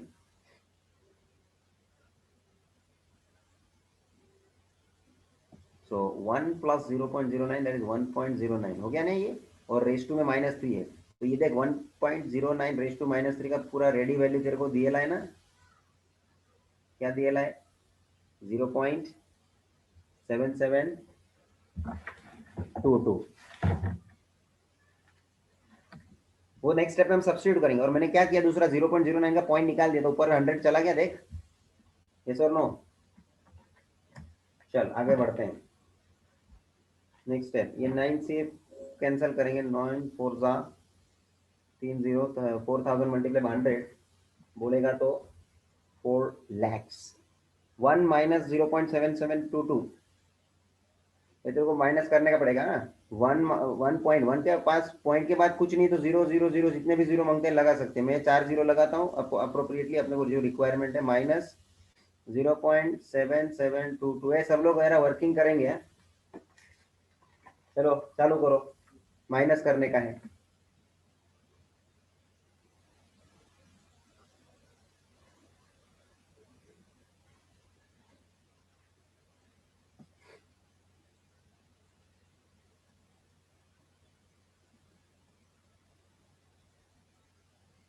कितना आया भाई, 0.2278। और मल्टीप्लाई बाय 44 लैक्स, इसका पॉइंट निकाल दे तो 3 जीरो नीचे एक्चुअली 4 जीरो आ जाना है, 4 जीरो आएगा, पर 4 जीरो कैंसिल हो जाएगा, क्या बचा 40 इंटू 2278, 2278 मल्टीप्लाई बाय 4 करना, सिर्फ जीरो बाद में लगा देना।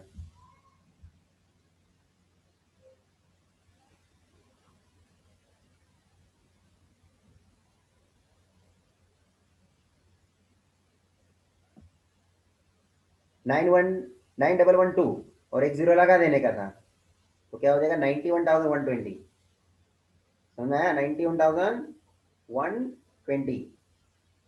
ये तुम्हारे को प्रेजेंट वैल्यू मिला है, पी, क्या चल रहा है ये पी, या प्रेजेंट वैल्यू पीवी लिखो तो भी चलेगा, खाली पी लिखेगा तो भी चलता है, समझ आ रहा है।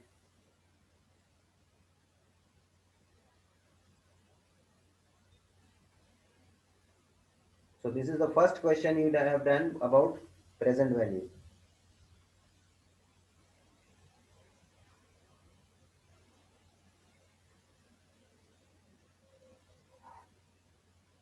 Present value.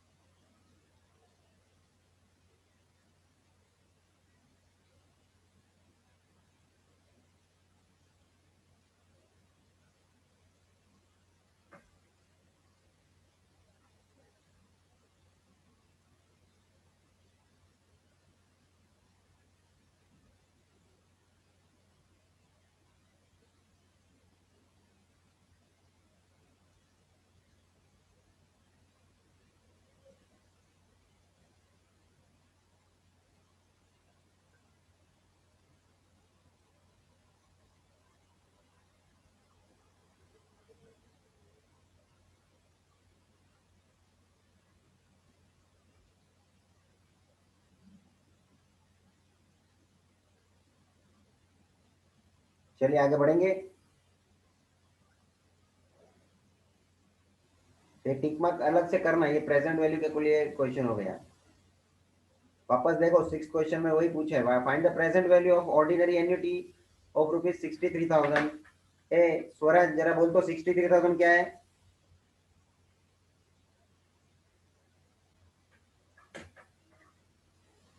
स्वराज,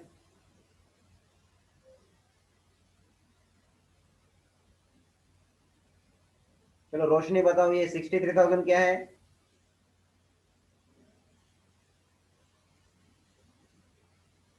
सर सी है। सी है, वेरी करेक्ट, मतलब एन्युटी है। आगे बढ़ता हूँ, per annum for 4 years, n is equals to 4, 14% per annum rate of interest, r is equals to 14, compounded annually और ऑर्डिनरी, जो कि ऑर्डिनरी एन्युटी नहीं भी बोला रहता तो हमको मालूम ही है क्या, nothing is given then it should be ordinary annuity. समझ में आया?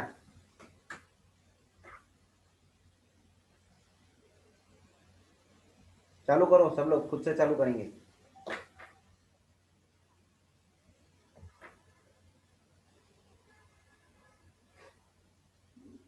गिवन आपको टेक्स्ट बुक में तो है ही, प्रेजेंट वैल्यू क्वेश्चन मार्क, सी दिएला है, n is equals to 4, r is equal to 14%, मतलब 0.14 is your i।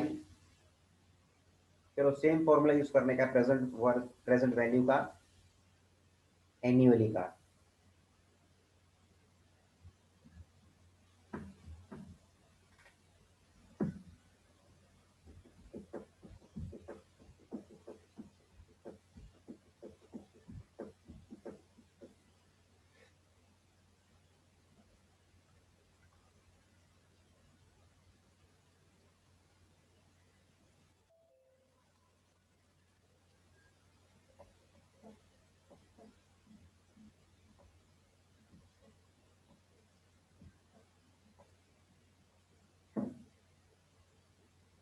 स्वराज हो जाए तो आंसर बताना।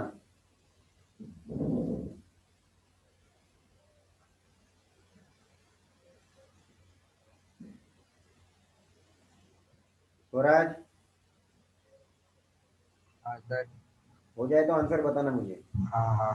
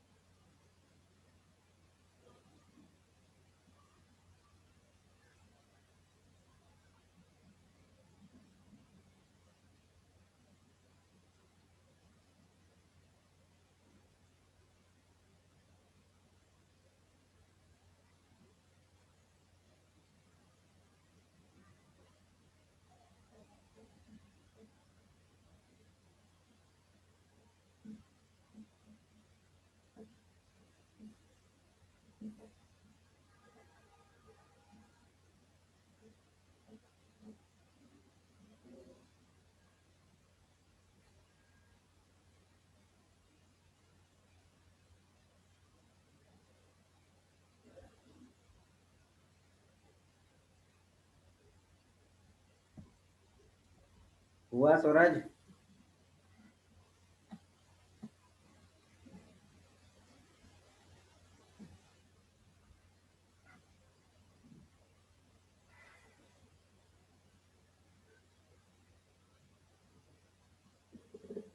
स्वराज, 1,83,555। ओके, चलो चेक करेंगे 183,555 आया कि नहीं। सब्स्टिट्यूट करके 1.14 का वैल्यू आएगा, तो सब्स्टिट्यूट करेंगे। रेज टू -4 का आपको इंफॉर्मेशन दिया है, 0.14 का पॉइंट निकाल देंगे, ऊपर 100,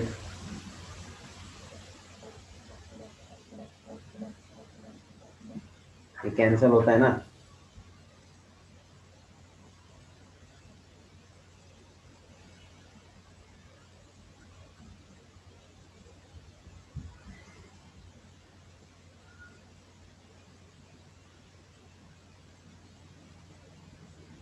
$4,500 multiplied by 100, 4,50,000 into 1 minus 0.5921, 1 minus 0.5921, 0.4079 into 1 to 4,50,000, 4 zero cut हो जाएगा, 45 इंटू, ये 4 जीरो कट हो जाएगा, इधर 4 जीरो आएगा, ये 4 जीरो कट हो जाएगा, 4079 मल्टीप्लाई बाय 45, ये करना पड़ेगा, तो it is going to give 1,83,555। बराबर हुआ सबका?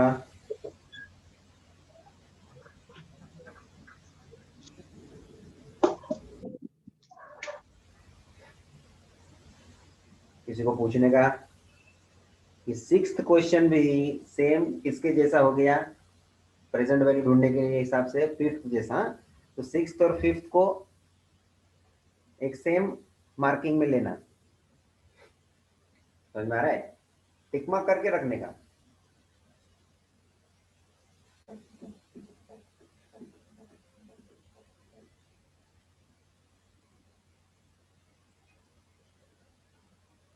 अच्छा, अभी एक मैं थोड़ा छोटा स्टोरी करता हूं जरा। मैं एक शब्द लिख रहा हूं,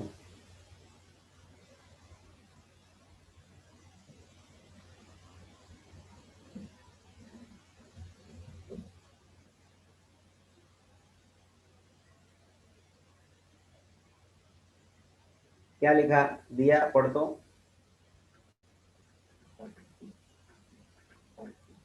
sinking fund. Sinking fund. Sinking fund एक प्रकार का फंड है। फंड मतलब collection of money.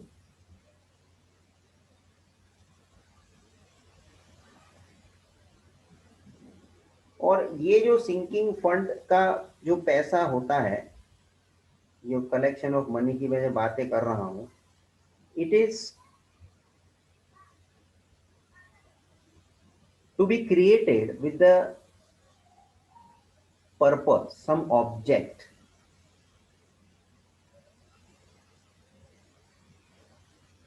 In future. मैं एग्जांपल लेता हूं, आपको भी मजा आएगा, ये प्रैक्टिकल बातें हैं। हमारे सोसाइटी का जो बिल्डिंग है,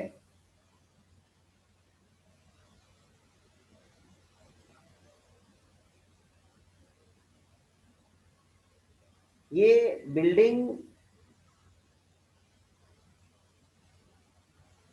हमने रिपेयर करवाया 2000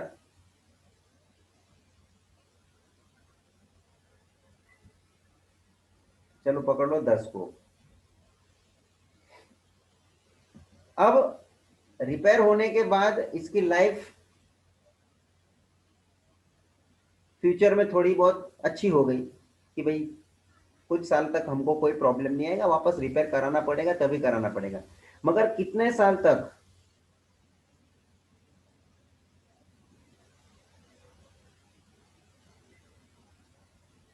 तो क्या 15 साल तक कोई प्रॉब्लम नहीं आएगा, टिल 15 इयर्स।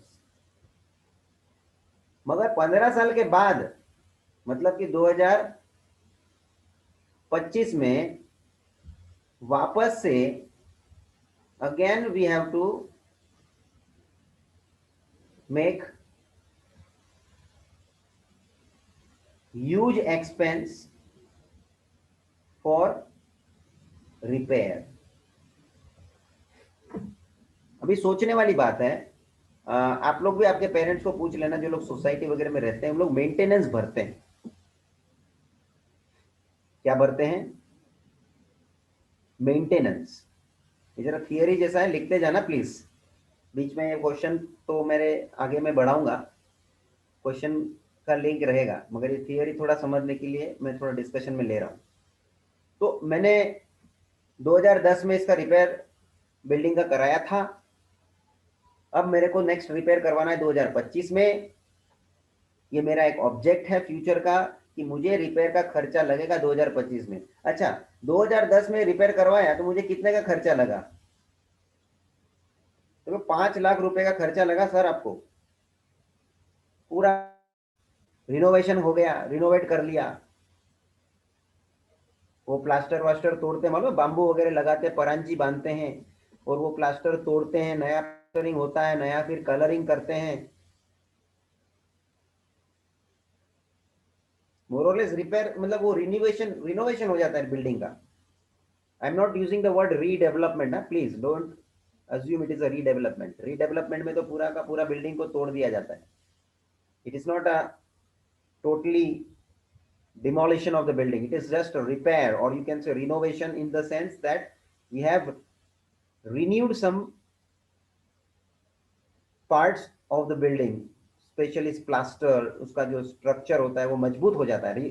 वापस से प्लास्टर करते हैं, उसका स्ट्रक्चर क्या हो जाता है? मजबूत बन जाता है। बहुत साल तक फिर उसका कुछ हमको प्रॉब्लम फिर नड़ता नहीं है। जैसे मैंने बता दिया 15 साल तक को हमको कोई प्रॉब्लम नहीं आएगा। वापस 15 साल के बाद एक एस्टिमेशन है हमारा कि 15 साल के बाद वापस 2025 में यहाँ पे वापस रिनोवेशन की जरूरत पड़ेगी। अब मेरे को बताओ, मैं आपसे पूछता हूँ, 2025 में मेरे को रिनोवेशन करना है, सेम बिल्डिंग, और जो 2010 में मैंने जिस तरह से रिपेयर का ये जो पूरा काम करवाया है, वैसा ही मुझे 2025 में वापस से रिनोवेशन करवाना है। तो मुझे बताओ सेम खर्चा लगेगा 5 लाख या 5 लाख से कम लगेगा या 5 लाख से ज्यादा लगेगा?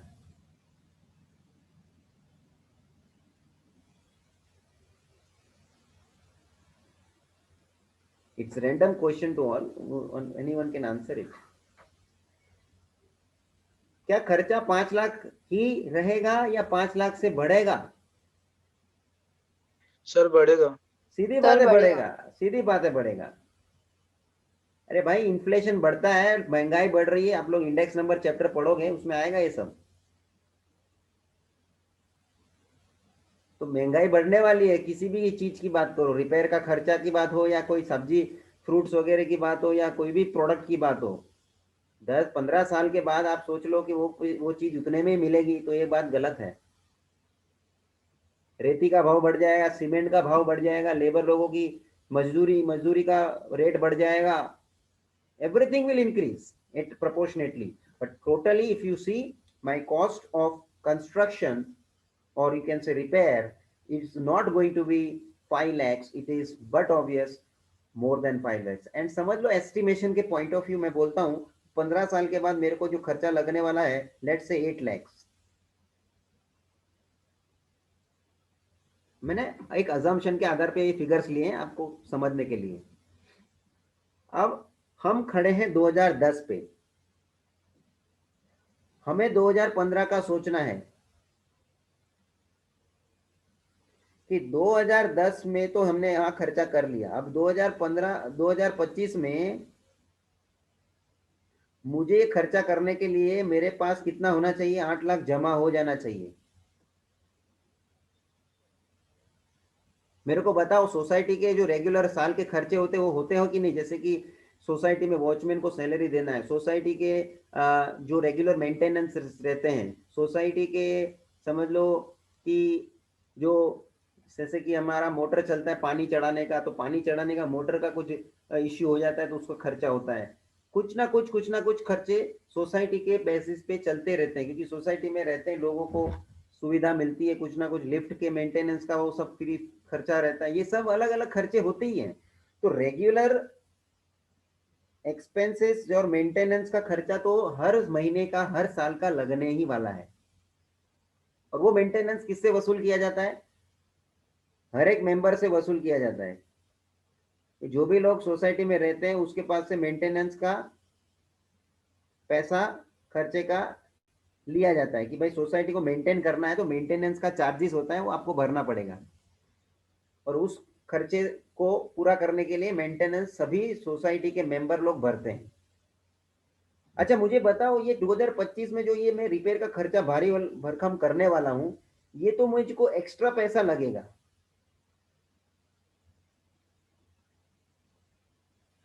ये जो एक्स्ट्रा हमको पैसा लगने वाला है, तो हम नक्की कर रहे हैं सोसाइटी के मेंबर मिलके कि हर साल जैसे 2011 एक साल खत्म हुआ, 2012 है ना, हर एक साल खत्म होने पे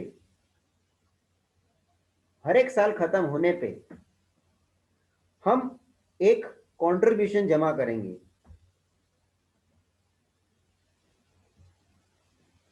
दूसरा साल खत्म हुआ, हम एक कंट्रीब्यूशन जमा करेंगे। 2013 खत्म हुआ, हम एक कंट्रीब्यूशन जमा करेंगे, पूरी सोसाइटी हाँ मिलके।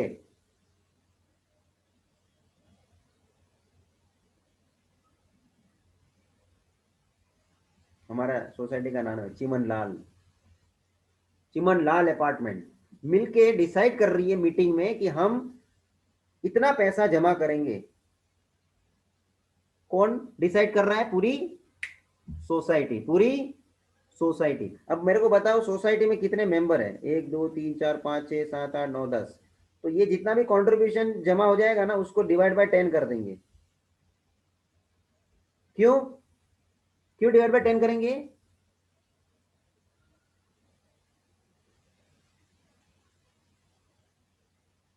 क्यों डिवाइड बाय 10 करेंगे? बिकॉज 10 मेंबर्स है, 10 मेंबर्स है, एकदम सिंपल सी बात है।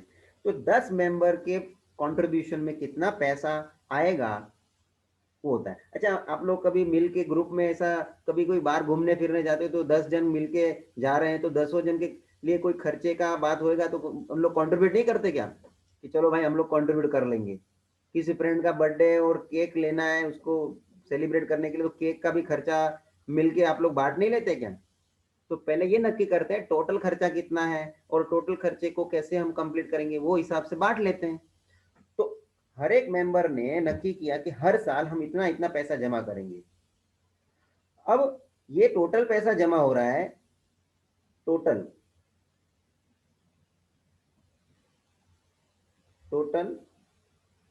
कंट्रीब्यूशन,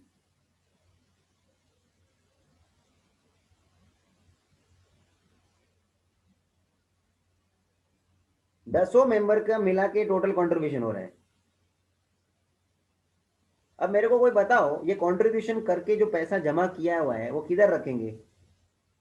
कोई अपने गले में रखेंगे, कोई अपना सोसाइटी के गोडाउन में रखेंगे, ये पैसा जाएगा किधर? बैंक बैंक में इन्वेस्ट कर डालो ना, सीधी बात है। तो ये to be invested in the bank. तो भाई 2011 में जो जमा किया पैसा है वो बैंक में गया, उसके बाद 2012 में जो पैसा जमा किया बिल्डिंग में से सबने वो भी बैंक में जमा किया, 2013 में जो पैसा जमा किया वो भी बैंक में गया। ऐसे करते करते करते करते हर साल के एंड में सोसाइटी ने जो जमा किया हुआ पैसा है वो चला गया बैंक में और वो बैंक में इन्वेस्ट हो गया ताकि हमें उसका इंटरेस्ट उसके ऊपर हमको मिल सके और हमारा पैसा जो है वो इंटरेस्ट के रेट के हिसाब से ग्रो हो सके। ग्रो होना समझ रहे ना, पैसा इंटरेस्ट से और बढ़ेगा। घर पे रख के कोई पैसा बढ़ने वाला नहीं है, but if you are interest in investing then you can increase by some proportion of that rate of interest. तो एक मिनट, ये कंसेप्ट का डिस्कशन का पीछे का मुद्दा क्या हुआ? हर साल इतना आप भर रहे हो, मैंने बोला हर साल इतना भर रहे हो, ये इंस्टॉलमेंट तो भर रहे हो आप, और एक तरह का क्या हो गया वो एन्यूटी हो गया। और एक मिनट, ये जो आपका पैसा जो कंट्रीब्यूट हो रहा है इसको हम बोलते हैं sinking fund, and that sinking fund is invested in the bank, that you call it as sinking fund investment. ये अकाउंट में किधर ना किधर आपको आया होगा, सिंकिंग फंड इन्वेस्टमेंट। ये सिंकिंग फंड किधर जाएगा? बैंक। अकाउंट्स के हिसाब से पूछ रहा हूँ। Asset liability, correct Krish. A sinking fund investment, अब बोलो एसेट अब बोलो एसेट। Are getting? मुद्दा मेरे को अकाउंट का ऊपर नहीं जाना है, मेरे को मुद्दा मेन यहाँ पे एन्यूटी के पर्पज से ये सिंकिंग फंड का एक एग्जांपल आपको बना के दिखाना है। So this is a concept of sinking fund, but that concept of sinking fund actually running on the concept of annuity itself, because in every year you are in your society completely contributing, जो आपका contribution each members, जो society में सभी member मिलके जितना contribution उसके करने के लिए हो रहा है उसको मिला के वो जो पैसा है वो पैसा इन्वेस्ट किया जाता है। That from that investment money goes on growing till कब तक ग्रो करूंगा मैं मनी को?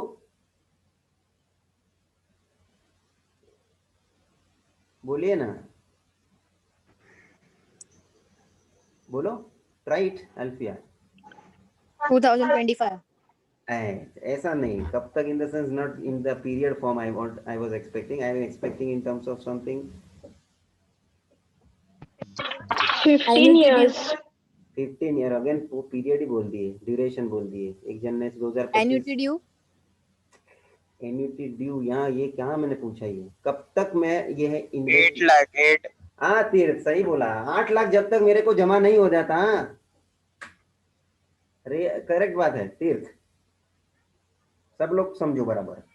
मैं इन्वेस्टमेंट 25 साल तक कर रहा हूँ, अरे सॉरी 15 साल के लिए कर रहा हूँ। कितना कर रहा हूँ? ये इतना कर रहा हूँ। ये इतना कितना इतना कर रहा हूँ, इतना कितना? हर साल इक्वल अमाउंट है, ये इक्वल अमाउंट है। ये सब इक्वल अमाउंट है। तो हर साल में कितना अमाउंट इन्वेस्ट करूंगा, और वो कितना इन्वेस्ट करूंगा वो है एन्यूटी, और वो एन्यूटी मतलब सी। तो मैं कितना इन्वेस्ट करूंगा ये मुझे ढूंढना है, और मैं उतना ही इन्वेस्ट करूंगा जिससे कि 15 साल के बाद मुझे 8 लाख वापस मिल जाए। क्यों 15 साल का मैंने स्टेज नक्की करके रखा है ना, 15 साल के बाद मेरे को वापस से रिनोवेशन 2025 आ जाएगा, तो 2025 में मुझे वापस से रिनोवेशन करवाना है, और रिनोवेशन जब भी करूंगा तभी मेरे को पैसा की जरूरत पड़ेगी, खर्चा बड़ा है बहुत, और बड़े खर्चे को मुझे कंप्लीट करना है 15 साल के बाद। कंप्लीट करने के लिए अभी से मैं कंट्रीब्यूशन चालू नहीं करूंगा तो मेरे लिए वो पॉसिबल होने वाला नहीं है। तो कभी कभी देखना मेंटेनेंस में ना बिल्डिंग फंड करके अलग से पैसा लिया जाता है। जो लोग सोसाइटी में रहते उन लोगों को वो बिल, मेंटेनेंस का बिल जरा देखने का, और ये जरूरी नहीं है हर सोसाइटी करता होगा, क्योंकि किसी को जरूरत होती है तो उन लोग फंड जमा करके उन लोग मेंटेनेंस के बिल में भेजते हैं। मतलब मेंबर को क्या करने का, मेंटेनेंस का तो बिल का पेमेंट करने का ही है, साथ में ये फंड में भी पैसा जमा करवाने का। हर मेंबर का अपना अपना कंट्रीब्यूशन उसको करने का है। आप समझ रहे हैं? तो ये जो फंड के पीछे का जो कंट्रीब्यूशन जा रहा है वो एक्स्ट्रा उनको भरना पड़ रहा है हर मेंबर को, क्योंकि रेगुलर मेंटेनेंस का तो खर्चा हर साल वो तो हर महीने भरना ही है, बट ये जो एक्स्ट्रा पैसा जमा करने की बात हो रही है due to certain expenses, this is actually to be additionally contributed by each member. तो ये एग्जांपल से आपको क्या समझ में आ रहा है? ये एग्जांपल से समझ में आ रहा है कि this is running on the concept of annuity, and we are paying at the end of this particular period, and therefore it is a case of ordinary annuity। और मैं बोल सकता हूँ ये कि सिंकिंग फंड का ये पॉइंट के जो ऊपर मैंने एग्जांपल ये बात किया आपसे डिस्कशन लिया, it's always on ordinary basis, ordinary annuity basis. तो क्वेश्चन आप समझ रहे हैं? क्वेश्चन मैंने आपके सामने ऐसे एग्जांपल लेके क्वेश्चन ही डिस्कस कर दिया। क्वेश्चन में आपको बोला रहेगा कि हर एक मेंबर को कितना कंट्रीब्यूशन करना है, find out contribution of each member having 10 members in all in the society wants to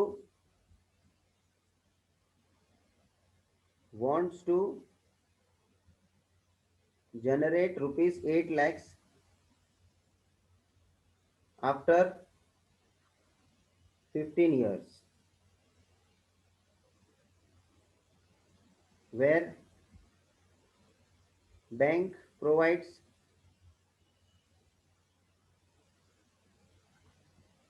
10% per annum compounded annually।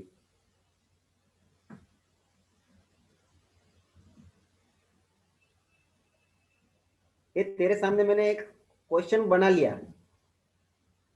ये एग्जाम्पल इस तरह से दिया है कि इन लोगों को कंट्रीब्यूशन करना है। इधर और भी मैं ऐड कर दूं, टूवर्ड्स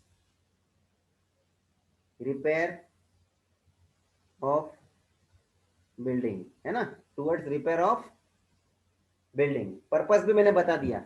सो पर्पसफुली कंट्रीब्यूट किए हुए पैसे को जब हम इन्वेस्ट करते हैं कलेक्ट करके, that is what your sinking fund investment.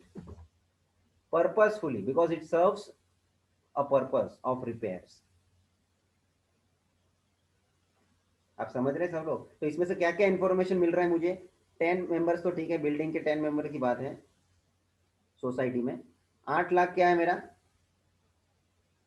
कोई बताएगा 8 लाख क्या है मेरा?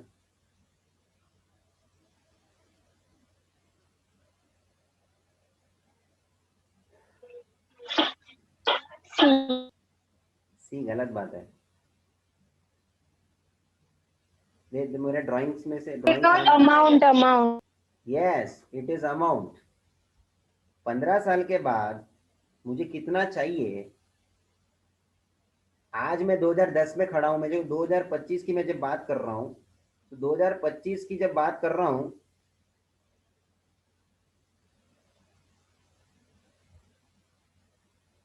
तो 2025 फ्यूचर वैल्यू हुई ना, यस और नो? सो 8 lakhs क्या है? अमाउंट है। 8 lakhs क्या है? अमाउंट है।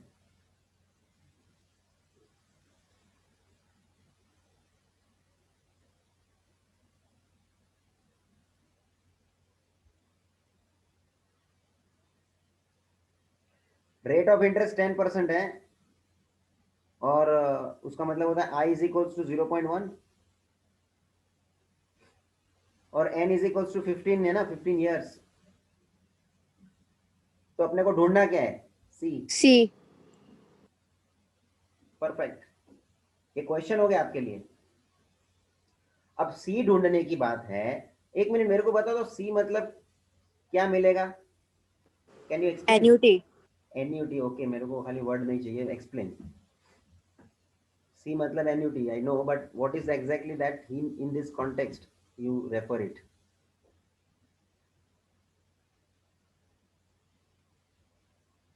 थोड़ा contribution of each member. Not each member, थोड़ा गलत हो गया लास्ट में। Contribution for not total contribution. Total contribution. Nayan, okay sir. है ना? ईच मेंबर का कभी होगा मालूम है नयन? जब भी मैं डिवाइड बाय 10 करूंगा। Very correct.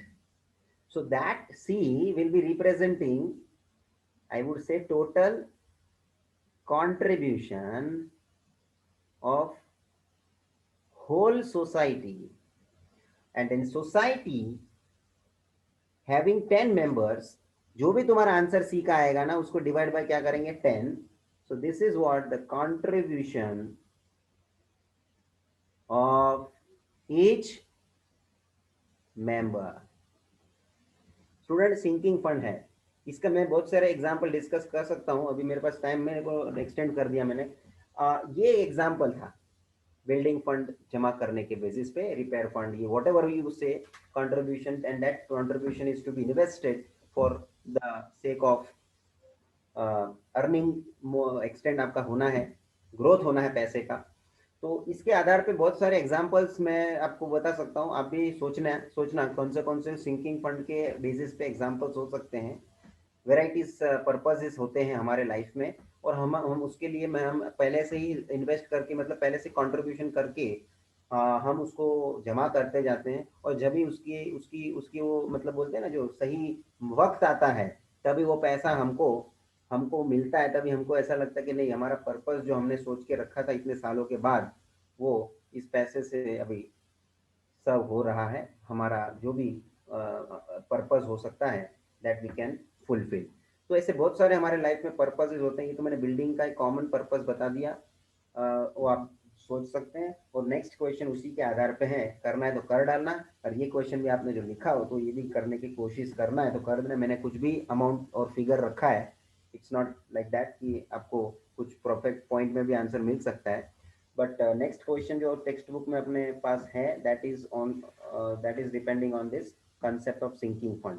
शायद टेक्स्ट बुक में सिंकिंग फंड करके अलग से दिया है कि नहीं, मेरे को आइडिया नहीं है, बट एक्चुअली बोलेंगे ना, सिंकिंग फंड का कॉन्सेप्ट समझने के लिए है, करने के लिए जब भी आप बैठोगे तभी वही फीलिंग आएगी जैसे आप एनईटी का क्वेश्चन सॉल्व कर रहे हो, क्योंकि सॉल्व करने के लिए तो वही फॉर्मूला काम में आने वाला है, तो उसके लिए कोई नई बात नहीं होने वाली है आपके लिए, बट उसका पीछे का जो ये थियोरेटिकल कंसेप्ट था सिंकिंग फंड, ये इंपॉर्टेंटली तुमको ध्यान में आने के लिए ये कंसेप्ट को डिस्कस मैंने किया है। ठीक है, so with that we are concluding today, और नेक्स्ट लेक्चर हम लोग रिस्टार्ट कर देंगे, इसको आगे बढ़ाएंगे। ठीक है, थैंक यू फ्रेंड्स।